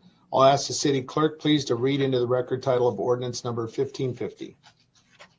Ordinance of the Mayor and City Council of the City of San Bernardino, California, approving Development Code Amendment, Zoning Map Amendment 20-02, changing the zoning district classification from commercial general to industrial light of 10 parcels containing a total of approximately 8.10 gross acres, pursuant to a mitigated negative declaration. Okay, thank you very much, Ms. City Clerk. At this time, we will open up the public hearing at approximately 8:26 p.m. Can I please get a staff report on this item? Yes, again, this is a community and economic development presentation. It will be led by Mike Huntley. So Mike, please take it away. Thanks, Rob. Oliver Mujica, the city's planning manager and the project manager for this particular project, will go ahead and provide the presentation. Then subsequent to that, will be available for questions. So Oliver. Thank you, Robert. Thank you, Michael. On this item, if we can have a slide presentation, please. Thank you, Mitch. The item before you is a general plan amendment 20-01 that involves changing the general plan land use designation from commercial to industrial, development code amendment 20-02 to change the zoning classification from commercial general to industrial, and conditional use permit 20-10 for the approval of the project and the public and convenience or necessity letter application to allow for the sale of alcohol, the type 20 license within the travel center project. Next slide, please. So the project is located at the southeast corner of Palm Avenue and West Kendall Drive. It's approximately 8 acres. And it's, again, this is the San Bernardino Travel Center. This is not a truck stop. So one of the things when we started working on the project is I wanted to make sure that we present a project and design a project, if you will, that eliminates a negative image, again, not a truck stop, and also the wrongful fallacy of activities or how truck stops are run. This is not the truck stops that we find up Interstate 99 or what have you that we stopped maybe when we were kids on family trips. So again, we wanted to, this is a state-of-the-art facility, and we will demonstrate that through this presentation and through the application. Next slide, please. Again, the overall project is consolidation of 10 parcels, approximately 8 acres in size, going to create 2 separate parcels. The first parcel will contain the service station, convenience store, and the drive-through restaurant. That will be separate from the truck fueling and overnight parking part of the project, as I will show you later on in one of the future slides. When we presented this project to the Planning Commission, ultimately it was approved unanimously, and they adopted the resolution, forwarded the recommendation of approval to the mayor and city council. Some of the key items that we addressed when we presented to this is, again, one, we were looking at an underutilized vacant property that was blighted. To improve that, we are going to improve the infrastructure within that area. There was a significant CEQA analysis that was conducted for this. We had the highly recognized firm of Kimley Horn that prepared the CEQA document for this. They did all of the technical analysis from air quality, noise, traffic, and such. We also had that document that had a third-party review. We retained the services through a reimbursement agreement with the applicant to have the firm of Placeworks, who's doing our general plan. They conducted the third-party review. Basically, they were staff's eyes on the document to make sure that it complied with all of the CEQA guidelines and requirements. If that was not enough, we also had staff from the CEQA environmental staff from BB&K also took a look at the document. So we can say with certainty that all of the environmental impacts have been analyzed, addressed. We've been able to mitigate any items that were raised as potential impacts to a point of less than significant. We also wanted to make sure that there's security measures for the project. There's significant lighting throughout the facility, and particularly back in the truck parking area.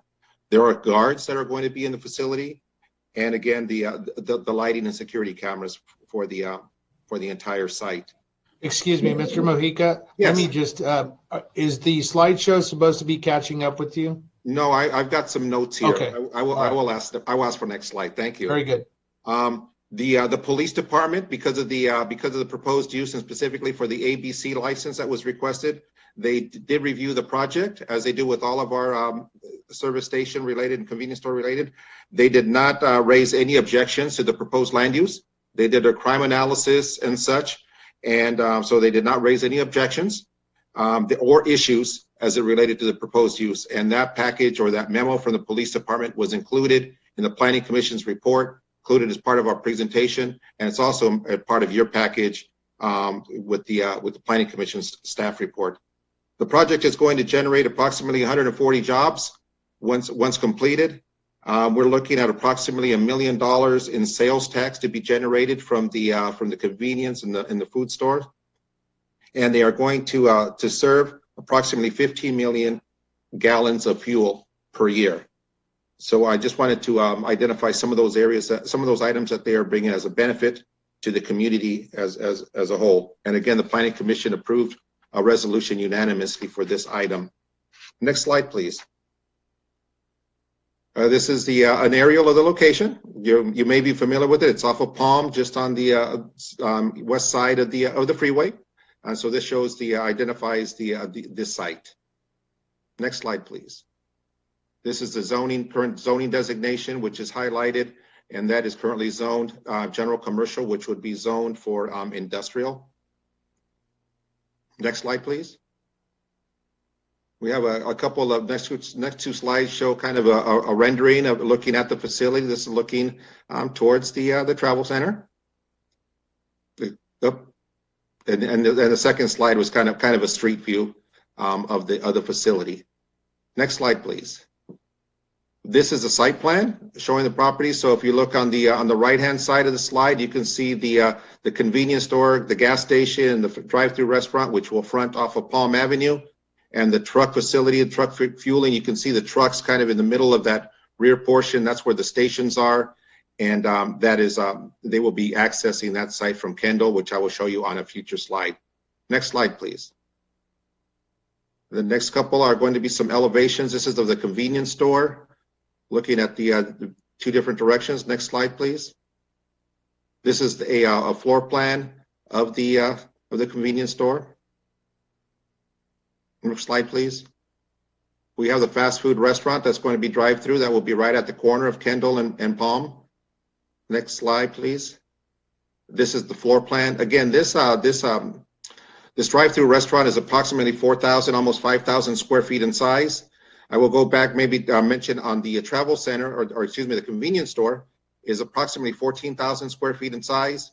In the interior, we'll have 3 to 4 fast food restaurants inside. So it is really a rest stop for all travelers, and it also provides convenience and eating opportunities for that area. Next slide, please. This is a conceptual landscaping plan. We made sure to be sensitive to the aesthetics, so there'll be heavily landscaped along the street frontages to not only screen the cars and the trucks, but also to provide a pleasing aesthetics along the street view. Next slide, please. I wanted to point, I created this slide to kind of identify some of the access and some of the traffic-related items. I will walk you through it. So if you look on the right-hand side, upper right-hand side, you will see a hexagon there, a black hexagon. That is an existing traffic signal. That's going to be upgraded. The timing is going to be recalculated and such to account for the trucks that are coming in and out.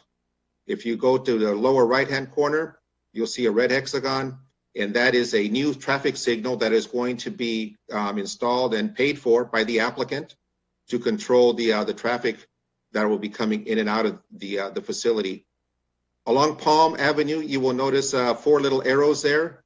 This is purposely, this shows that you could only go right in and right out on Palm Avenue. You will see a red line that's essentially delineated along the center line of Kendall, or excuse me, of Palm Avenue. There's actually going to be a median that's installed there. So if you're coming out of the service station, you will not be able to make a left-hand turn onto Palm. You'll have to go either down on the circle at the bottom of the slide, the green circle, that's the entry access points that will come off of Institution. And if you look at the green circle to the upper portion of the slide off of Kendall, those are for the cars that will be coming in and out from there. So we wanted to control the flow of traffic. And if you look over at the red oval far left-hand side, that is the entrance and exit for the trucks that will be coming in. That is their only point of contact or access coming in. So if you're familiar with the area, if you're coming southbound on the 215, you will exit just to the left of Kendall there. That's off the slide. You will come in. You can make your right-hand turn, pull in for truck fueling. You can turn around, come back out.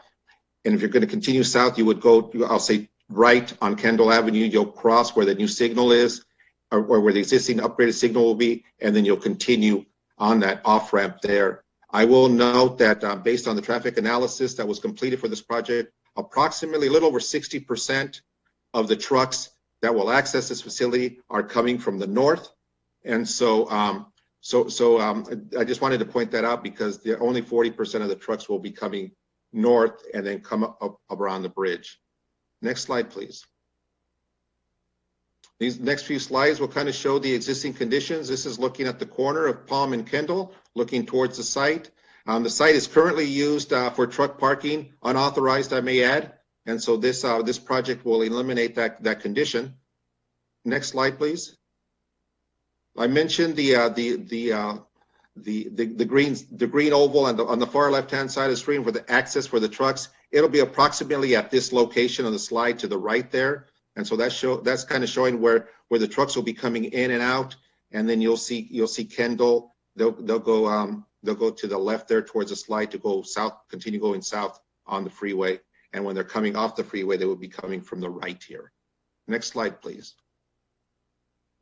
And this is taken from almost the underpass of the freeway. Again, this is showing Palm at Kendall, and you'll see the freeway on ramp to the 215 there on your left-hand side. And this is the signal here that's going to be upgraded to account for the new traffic movements and traffic flow. Next slide, please. This is looking from the project site towards the freeway. I will point out that as a result of this project, we've been in communications with Caltrans. We are going to, they have their long-range plans for what they want to do at this interchange. We will continue to work with them through our Public Works Traffic Engineer Division to address long-term mitigation. There is traffic that's out there. We all recognize that flow of traffic. This project does not significantly attribute to the traffic that's already out there. We are going to capture essentially vehicles that are already there. If you recall, when we did our VMT analysis, when we adopted that ordinance back in August, I believe, we are essentially, this type of facility captures existing cars. It's not creating any new ones. And so again, I just wanted to show this and indicate that we are going to continue working with Caltrans to alleviate congestion in this area. Next slide, please. And that concludes my presentation. We have a couple of resolutions before you and an ordinance to approve the project. And then hopefully with the affirmative action on this item, we would have a second reading at our next Mayor City Council meeting. That concludes my report. I have Mr. Atman Kadakia from Greens Development, principal of the company and applicant, with us here along with his team. He also has his team of engineers from Kimley Horn and such. Thank you very much. Thank you very much. Thank you. All right. We have a council member, Richard, who she's raised her hand. Go ahead, council member. Yes, thank you. And thank you for Mr. Mujica for bringing this for your report. What I want to say is I have a lot of experience in that area, not just because it's in my ward, but because I have a lot of staff members that reside or works at Glen Helen, and they use that route to get to Glen Helen. And not only that, but my family always convene at the Denny's right across the street from this area. Okay. And we sit and we talk about the things that are happening at this area. We see the trucks that you mentioned that you said they're using it currently as a truck stop, unauthorized.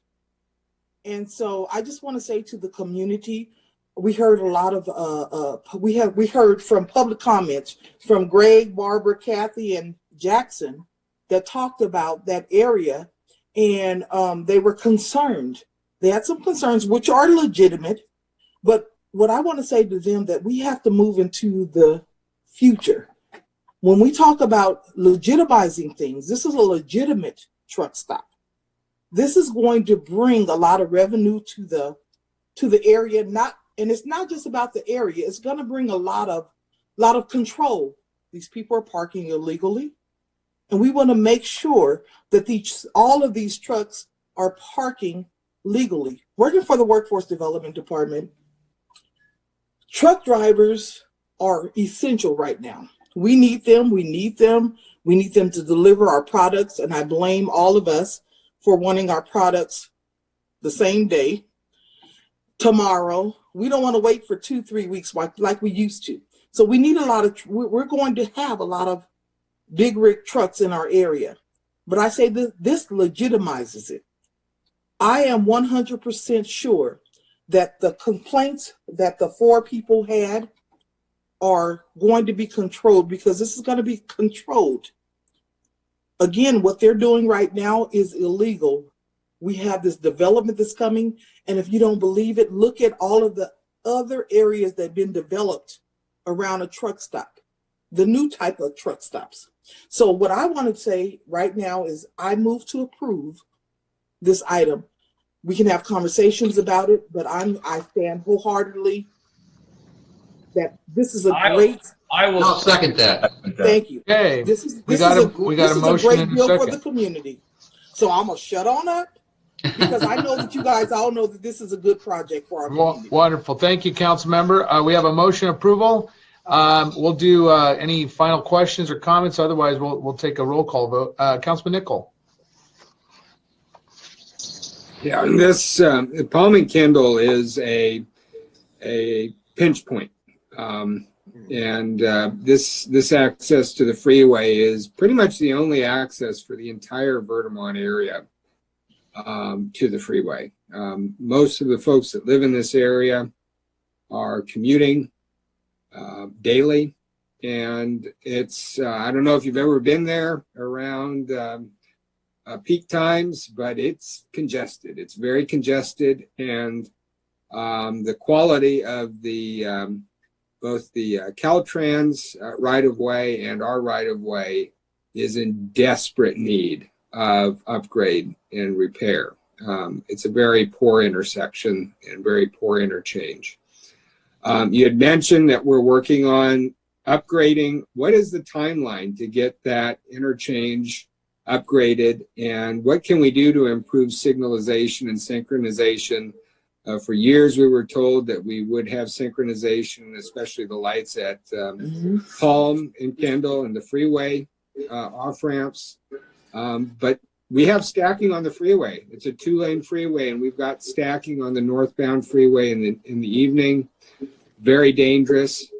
And to say that this won't add traffic, I don't think is necessarily correct. It will add more vehicles to that area. People will be getting off the freeway to get gas and food.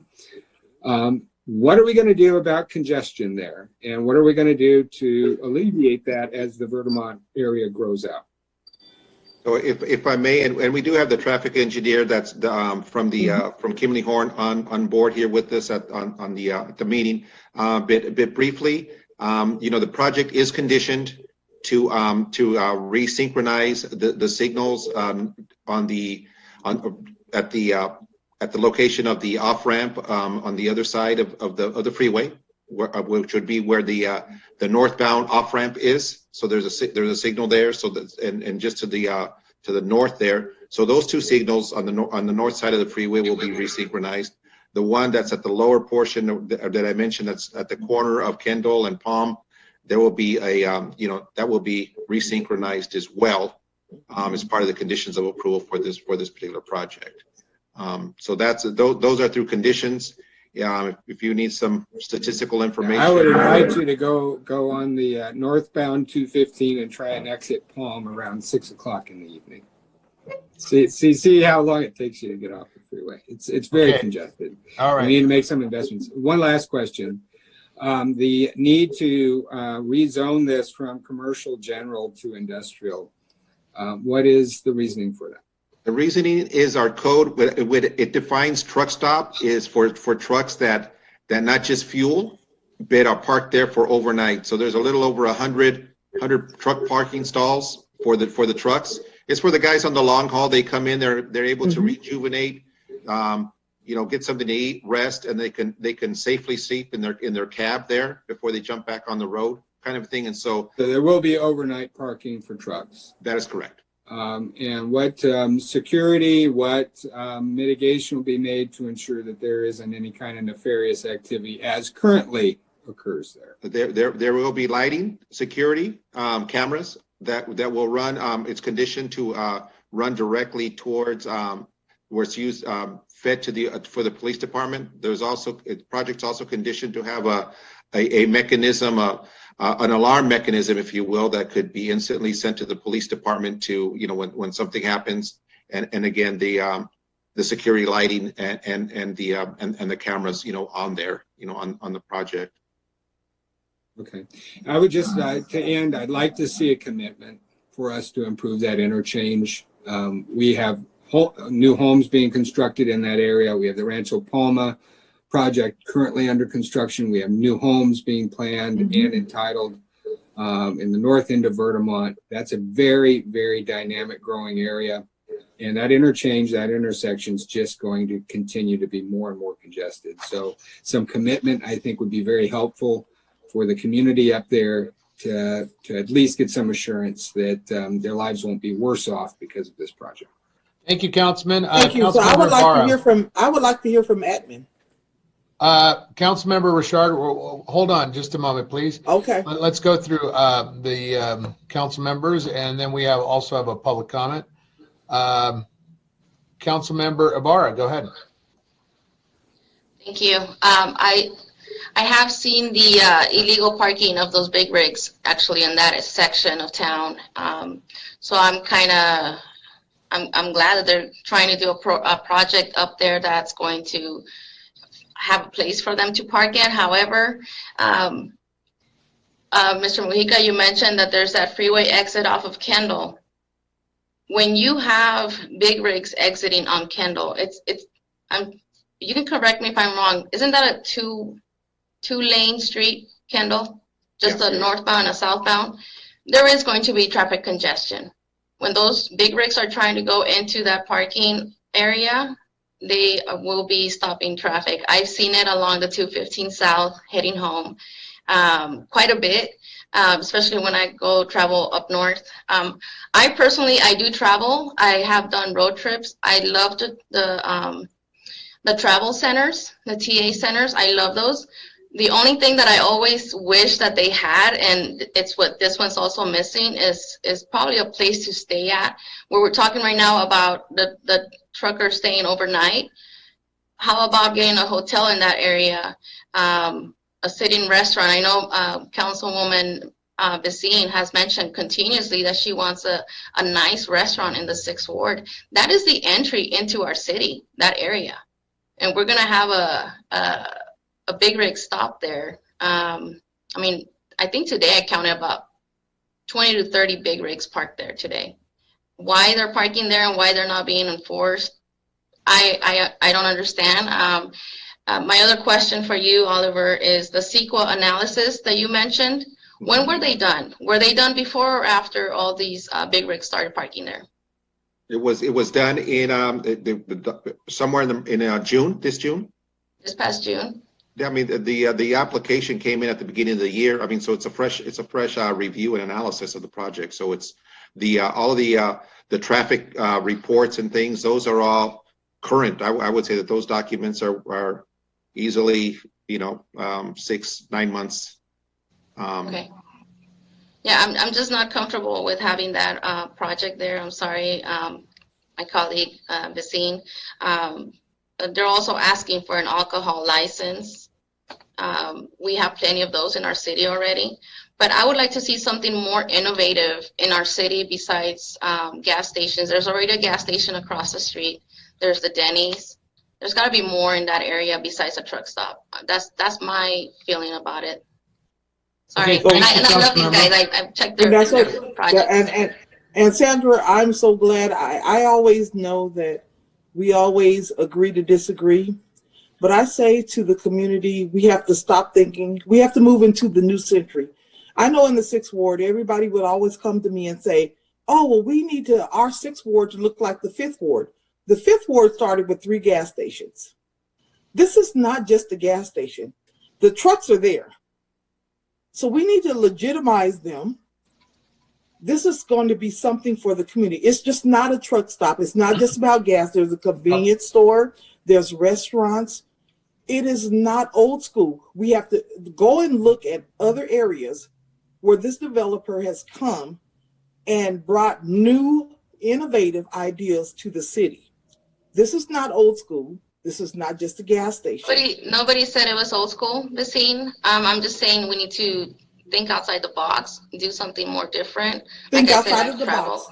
Like I said, innovative. And I've traveled and I've been to council members. Let's try to respect each other's comments. We are. We're let me and we're all thank good. you, council member Richard. Let me provide some guardrails here. I just don't want to interrupt other council members during our conversation. So if you would please recognize the protocol, I appreciate it. We'll open it up to final comments from other council members. If not, we are council member Charette. Go ahead, sir. Well, I'm not going to suggest that you make it look half as nice as the rendering, but I can tell you that if you develop that property and made it half as nice as the rendering, it would be a huge improvement. And from what I can see with your renderings, and I hope you'll make it at least as nice as the rendering, if not better, when it's final and done. I think I've coined a new term. It's been CEQA-ized, if I could say that. It sounds to me like it has been completely thoroughly reviewed for CEQA. I am concerned. If this were an old school truck stop, like we see out on the 10 freeway with a Peterbilt up on top of the sign, and that type of a truck stop, I would have some real problems with it. I don't see that here at all. And I think this looks like a stunning development. Traffic, Henry, get on any off-ramp in San Bernardino at 6 o'clock. Go across the 210 freeway at E Street, Del Rosa, Waterman. That's called traffic, and we're living with it in California. And certainly we want to do anything we can to mitigate it. And I'm with you that if we can get Caltrans on board to help us improve those off-ramps and do things like that, certainly we want to do that. But this is progress, and this is a great looking project. It's going to, I think it will create some further synergy up there in that area. I'm fully supportive of it. But again, don't take my advice and make it half as nice as the rendering. Make it a little bit nicer than the rendering, Oatman, please. And you'll certainly have my support. And I'm very, very familiar with that area. I'm looking forward to maybe the Denny's getting more business and maybe hopefully remodeling and upgrading their store. I've been in that restaurant, and the last time I was there, I love Denny's, but it wasn't exactly the most pleasing place in the world to be.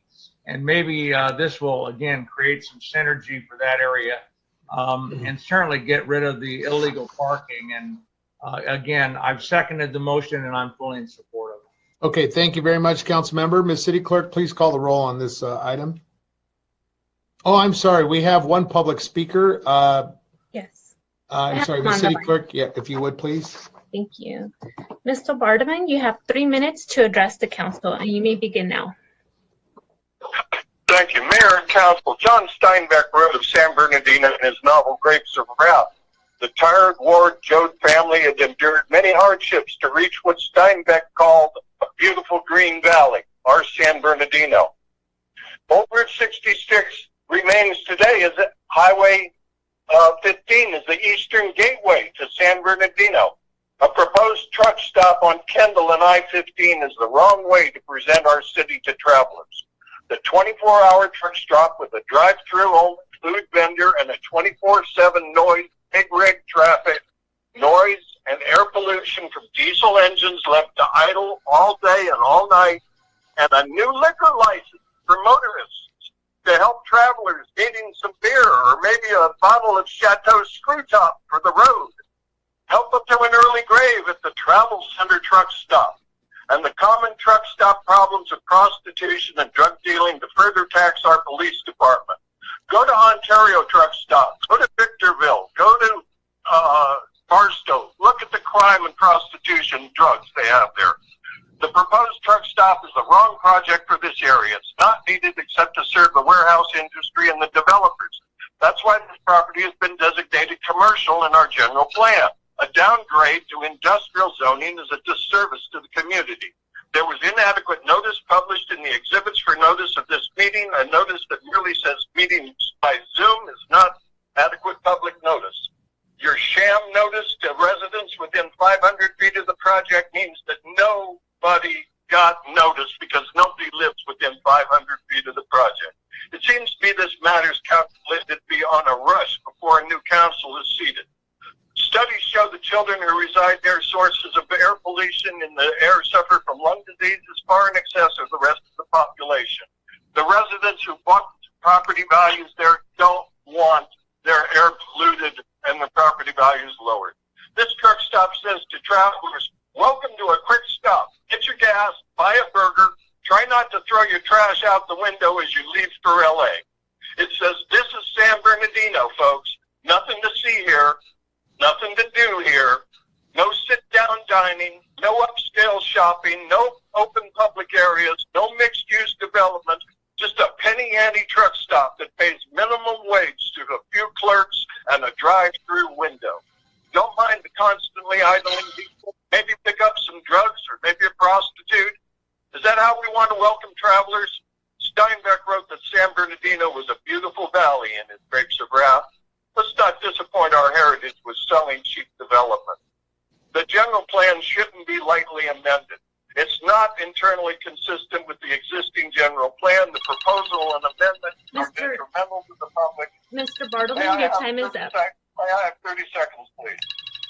Mayor? Thank you. Your time is up, sir. We're going to proceed on. Thank you for your public comments tonight. 30 seconds. Moving on to Sorry, Mr. the city clerk. Ms. City Clerk, we have a motion and a second. If you would please call the roll. Mayor Pro Tem Sanchez? Yes. Councilmember Ibarra? No. Councilmember Figueroa? Yes. Councilmember Charette? Yes. Councilmember Nickel? No. Councilmember Richard? Yes. And Councilmember Movijo? Yes. Thank you very much. Motion passes 5-2 with Councilmember Ibarra and Councilmember Nickel voting in opposition. Thank you. The hearing is now closed at 8:59 p.m. Joining us tonight are the developers, Mr. Atman Kadakia of Greens Development. And before I let you speak, Mr. Kadakia, I want to say a deep appreciation to the kind and level of development that you'll bring to our city. We're grateful for your investment here in our community. And the financial and fiscal impact categories were not mentioned. And I want to just read, in year one alone in full operation, it is proposed that over $1,066,000 will be afforded the city's general fund via the sales tax revenue on this facility. The Travel Center of San Bernardino is a welcomed new spot in our northwest portion of the city. And with that, sir, congratulations. Mr. Kadakia, go ahead. You're muted, sir. We can't hear you. No. Mr. Kadakia, we can't hear you. Yeah. No. Mr. Corral, are you there? Can you hear us, sir? He needs to unmute himself. Adam Corral, are you there? Can you hear us? There he goes. Yes, I'm here. All right. Is having some. Hello. Sorry. Hello. Mr. Kadakia, yes, sir. Go ahead. Hey, I apologize. I'm on my phone and on this. Can you guys hear me okay? Loud and clear. Go ahead. Perfect. Hey, well, thank you, Mayor. I appreciate your words. And thank you to all of council here. I'd like to say a few things and really appreciate your support. My name is Atman Kadakia. I'm the managing principal here at Greens Development. Our company specializes in hotels, fuel stations, retail, apartments, and we're developing several projects around the area: Inland Empire, Riverside, Big Bear, Victorville, Grand Terrace, and of course here in San Bernardino. We know hospitality well. We're developing a Hilton branded hotel on Hospitality Lane. First and foremost, I'd like to start by thanking the city staff, Oliver, Al, Azam, Mike Huntley, Rob Fields, and the mayor for working tirelessly with our team on this project. Our team has worked with staff over the past year. We've studied various issues, and we're planning to do extensive off-site road improvements, install new traffic controls, as well as a new traffic signal. An important aspect of our company is that we operate all of our facilities, not just develop them. So we're focused on all facets of the business: safety, security, traffic circulation, and operations. For example, we've taken a great effort to design our project to be future-proof by including EV chargers, installing conduits to accommodate future electric trucks. We also truly strive to be a part of this community, very much a part of this community. And we always support local schools, sports teams, other youth and community organizations. We look forward to serving the residents of Vertimont and the surrounding neighborhoods by relentlessly providing a high quality of friendly service and running this facility at a very high standard. We are running a zero tolerance site. Active measures are taken by us. We will be running a full-time armed security, and we also provide complimentary coffee to all law enforcement, firemen and women, and all other first responders. We also will have signage and phone numbers to call if there's any illegal activity whatsoever that is being seen. And please keep in mind, the folk we're catering to are professional truck drivers. These are hardworking men and women who drive for a living. They work for large corporations who also have a zero tolerance policy for drugs and alcohol abuse. Further, we are catering to these existing trucks. As Councilman Richards pointed out, they're parked here already illegally. There's trucks and traffic generated from the surrounding warehouses that are already there. There's no oversight, no supervision, and these trucks are illegally littering the streets. By providing a safe, secure, lighted, gated facility with numerous amenities, we truly believe that we will bring something that San Bernardino can be proud of.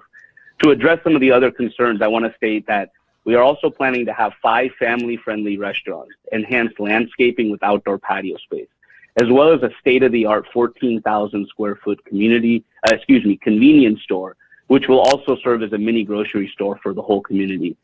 To highlight some of the items that the mayor pointed out, we are proud to announce that we will employ nearly 160 local San Bernardino residents, bring $22 million of economic impact directly to the city, and most importantly, drive over $1 million a year directly to the city's general fund.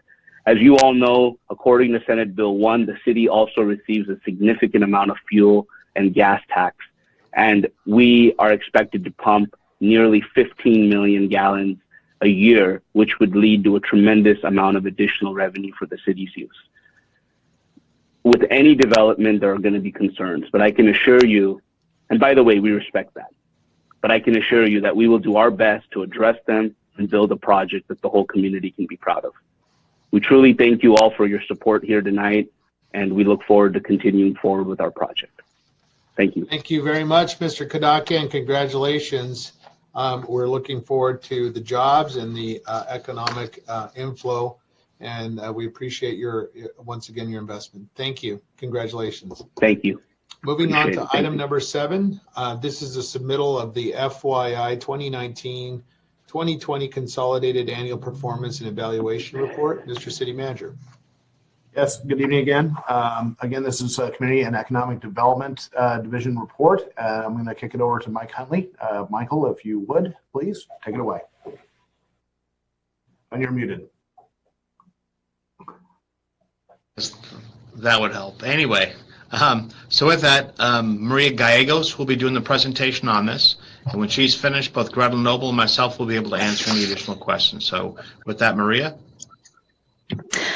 Thank you, Mike. Good evening, Honorable Mayor and City Council members.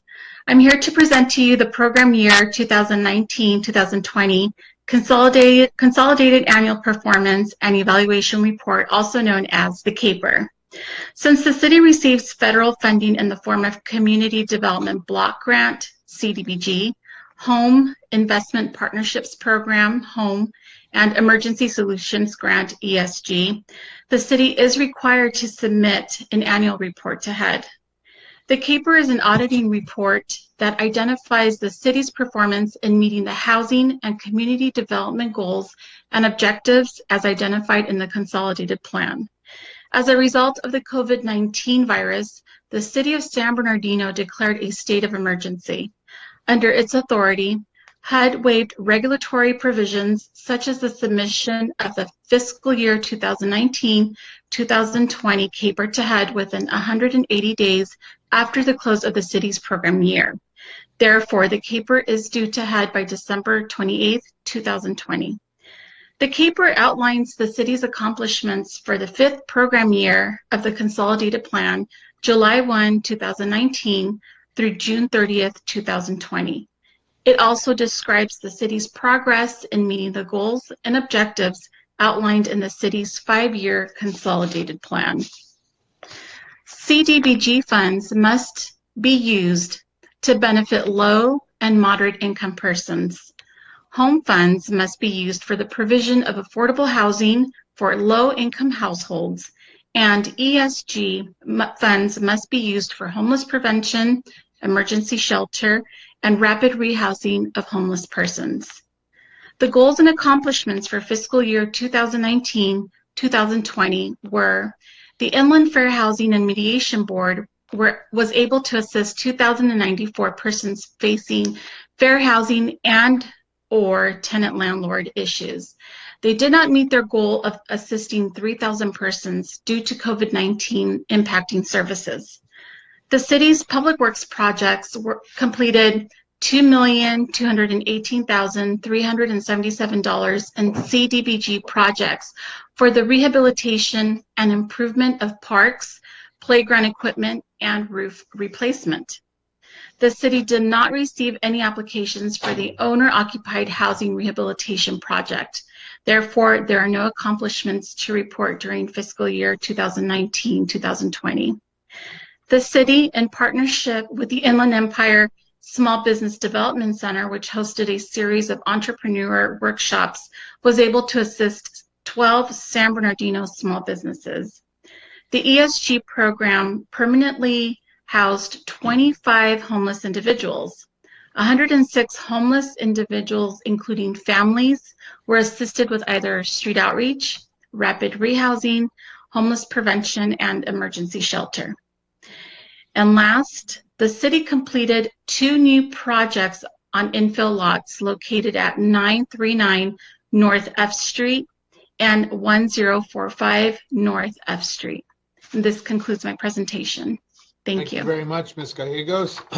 I want to commend Gretel Noble and Maria Gallegos for all of their hard work in their leadership on these very important matters for our city.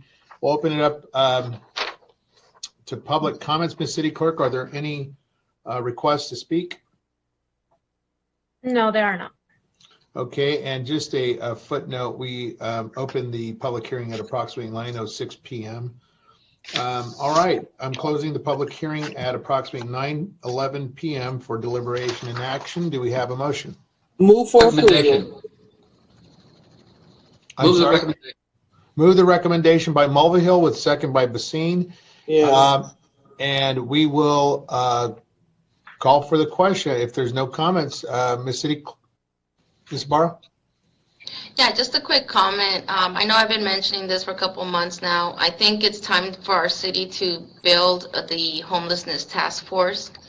Helping 100 individuals with rapid rehousing and shelter services is not enough, in comparison to all the homeless that we do have in our city with the point-in-time counts. So I think it's time that our city staff look into the task force from Victorville, for example. Maybe that's something that we can start working on to tackle that issue, because it's affecting the whole city, not just my ward, like I've shown our mayor and previous city managers, but it's all over our city with almost 1,000 unhoused individuals. But I just Thank you, want to make that Councilmember Barra. Appreciate it. Ms. City Clerk, call the roll, please. Mayor Pro Tem Sanchez, Yes. Councilmember Ibarra, Yes. Councilmember Figueroa, Yes. Councilmember Charette, Yes. Councilmember Nickel, Yes. Councilmember Richard, Yes. and Councilmember Mulvihill. Yes. The motion passes unanimously. Okay, thank you very much. Moving on to item number 8 of tonight's agenda. This is the CFD 2018-1 annexation number 2. The recommendation is there before you. I do have a very long script, so I ask that city council members please be patient. The public hearing is to consider annexation proceedings and elections for the City of San Bernardino Community Facilities District number 2018-1 Safety Services of annexation number 2. The public hearing is now open. The time is approximately 9:12 p.m. Are there any disclosures from council members? Seeing none, Madam City Clerk, do you have proof of publication that the notices as required by law have been given? Yes. Do we have the complete file of exhibits, correspondence, and any other documents? Yes. Are there any written communications on this matter? No, there are not. Okay. Will the staff representative please introduce yourself and present the staff report? Yes, good evening again. Rob Field, the city manager. We're actually going to have the staff report will be coming from Jim Slobozian. So Jim, take it away. Okay, thank you, Rob. So on this particular one, the property owner, Hispano Investors, has requested that the city assist at annexing the territory into CFD number 2018-1 to cover the costs associated with public safety services. The area proposed within annexation number 2 includes 2 parcels within track 20261, and this proposed development is to include 5 detached single-family residential lots. So going back to October 21st of 2020, the City Council adopted Resolution 2020-259, and that resolution of intention to annex these properties into CFD 2018 and hold a public hearing on December 2nd, 2020. The property owner consented to waiving certain time restrictions and to conduct the election on the same night. So here we have the proposed maximum annual tax will be $385 per residential unit for fiscal year 21-22. The special tax is proposed to escalate each year after July 1st of 24 at 4%. And the services which may be funded with proceeds of the special tax include police protection services, city and county costs associated with the setting and levying and collection of the special tax, and in the administration of the district, including the contract administration and operating reserves. So the fiscal impact, it's the anticipated at the build out at the special tax revenues to pay for the public safety services, be approximately $1,900. And those costs associated with the annexation will be borne by the developer. So there is no fiscal impact to the city's general fund. The recommended action tonight is for the City Council to initiate the annexation of the territory to the City of San Bernardino Community Facilities District, number 2018-1, Safety Services, and to hold a public hearing, adopt a resolution calling the election, hold a special landowner election and canvass the election, and to adopt a resolution declaring the results of a special landowner election. Okay, thank you, Mr. Slobozian. Madam City Clerk, have there been any requests to speak? No, there are not any requests. Okay, is there anyone that would like to speak about the item? Would the city staff like to make any further comments? All right, seeing none, do any members of the City Council have any questions of staff or wish to make any comments before I close this hearing? All right. Has the city clerk received written protest to any of the matters addressed in this public hearing from any registered voters or landowners of more than 50% of the acreage located within the property annexed to Community Facilities District number 2018-1? I have received 0 protests. Okay, thank you very much. I now declare the hearing closed, the time being about 9:16 p.m. May I have a motion to adopt the resolution 20? I'll move it. 20-286 of the Mayor and City Council of the City of San Bernardino. There's a motion by Councilman Charette with a second by Councilman Figueroa. Is there any further discussion? If not, Ms. City Clerk, if you call the roll, please. Mayor Pro Tem Sanchez? Yes. Councilmember Ibarra? Yes. Councilmember Figueroa? Yes. Councilmember Charette? Yes. Councilmember Nickel? Yes. Councilmember Richard? Yes. And Councilmember Mulvihill? Yes. That motion passes unanimously. Thank you. The resolution that we've just adopted calls for elections within the property to be annexed to CFD number 2018-1 to approve such annexation and to authorize the levy of the special tax in accordance with the rate and method of apportionment to provide certain services within such property, which is to be held at this time by the city clerk. Okay, all ballots have been cast in connection with the election for CFD number 2018-1, and the election is now closed. Each of the ballot propositions have been approved by more than 2/3 of the votes cast in the elections for CFD 2018-1. Having received a certificate of the city clerk certifying the results of the election, I would entertain a motion to approve resolution number 2020-287 of the Mayor and City Council of the City of San Bernardino, acting as a legislative body of the City of San Bernardino Community Facilities District number 2018-1 Safety Services, certifying the results of the December 2, 2020 annexation and special tax election. Is there a motion? So moved. Move for approval. I'm Mulvihill, second with Basine. Is there any further discussion? If not, the city clerk, please call the roll. Mayor Pro Tem Sanchez, Yes. Councilmember Ibarra, Yes. Councilmember Figueroa, Yes. Councilmember Charette, Yes. Councilmember Nickel, Yes. Councilmember Richard, Yes. and Councilmember Mulvihill. Yes. The motion passes unanimously. Okay, very good. Thank you very much. Moving on to the consent calendar. Any polls tonight? Councilman Sanchez. Oh, no polls. No polls. Councilmember Barra. No polls. Councilmember Figueroa. Nothing tonight, Mayor. Councilmember Charette. None. Councilmember Richard. You skipped Nickel. Oh, I'm sorry, Councilman Nickel. I don't have any. None. Councilman Nickel, my apologies. Councilmember Richard. I have none. Councilmember Mulvihill. None tonight. Move approval. Second. Second. All right. Ms. City Clerk, let's call the roll. Sorry about that. Mayor Pro Tem Sanchez, Yes. Councilmember Ibarra, Yes. Councilmember Figueroa, Yes. Councilmember Charette, Yes. Councilmember Nickel, Yes. Councilmember Richard, Yes. and Councilmember Mulvihill. Yes. Okay, motion passes unanimously. Okay, thank you very much. Any items to be referred? Councilman Nickel. Yeah, a couple items. There were some public comments this evening. Obviously, we've been seeing an uptick in violent crime, not just here, but I think nationwide, somewhat attributed to the lockdowns and other circumstances. But I think it might be appropriate, given some of the public concern, for us to get some kind of a presentation in terms of how we compare, what's happening, some explanation. Also looking at some of the violence intervention activities that are taking place throughout the city that we've been funding over the years.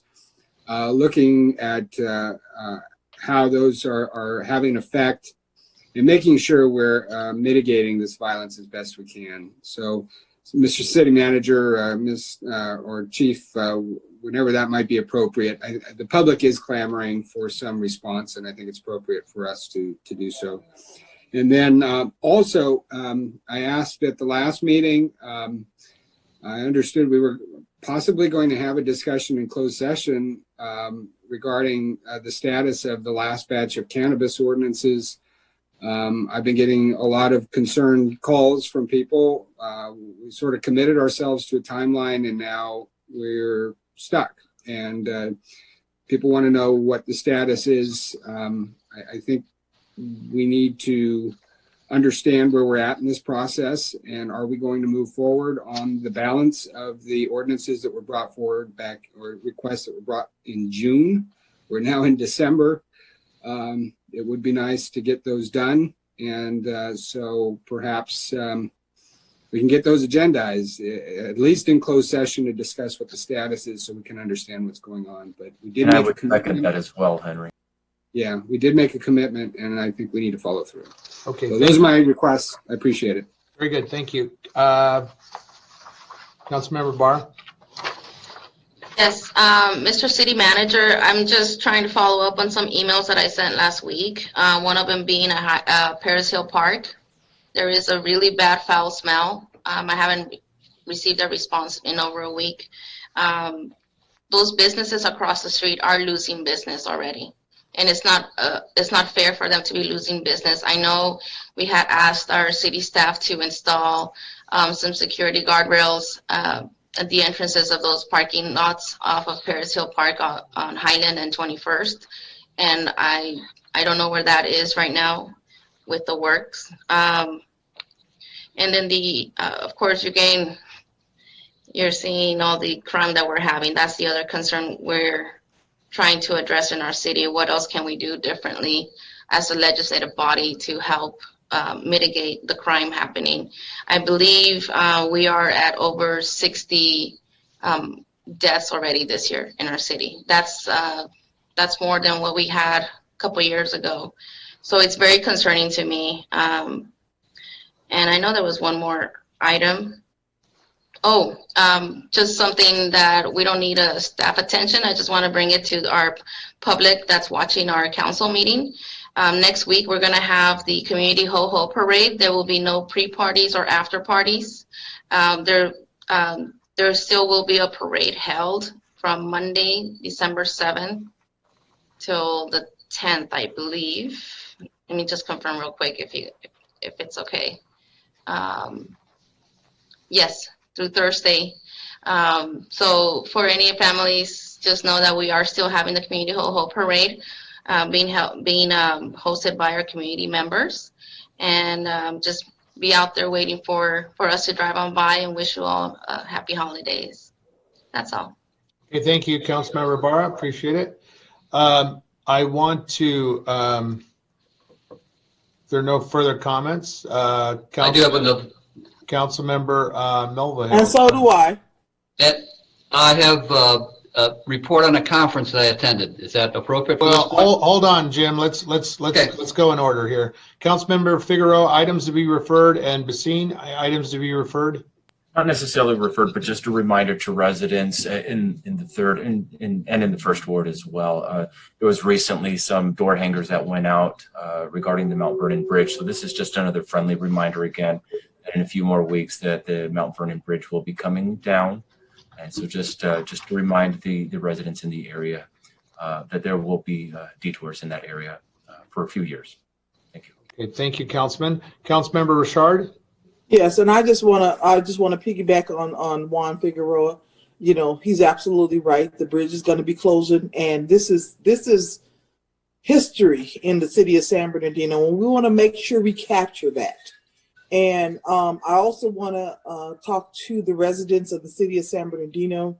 We see an uptick of food trucks in our area. We don't understand that they don't reside, or they're not selling in the city of San Bernardino, but they're selling in the county of San Bernardino because that's where they moved their border back to the county.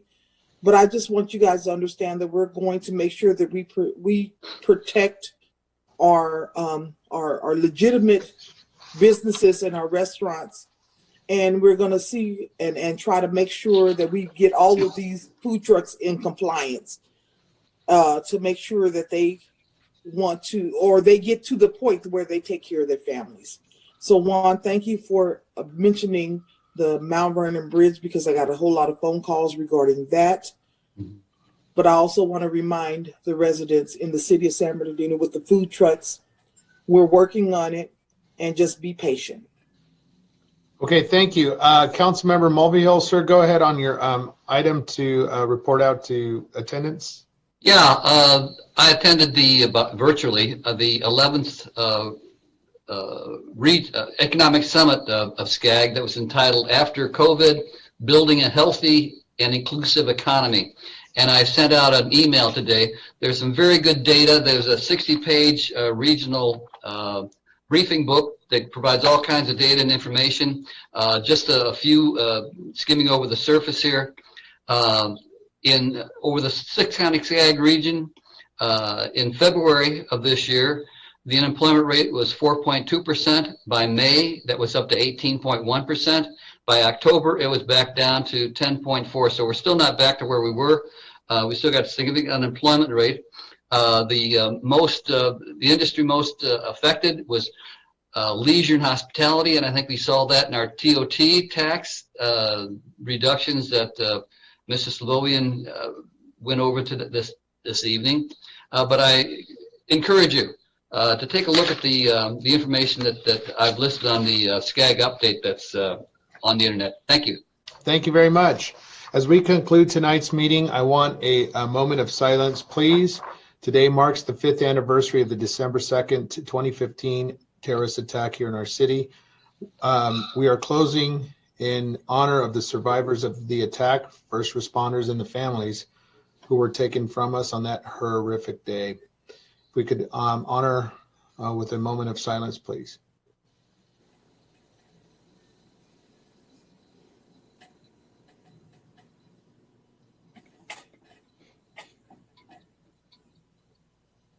Thank you.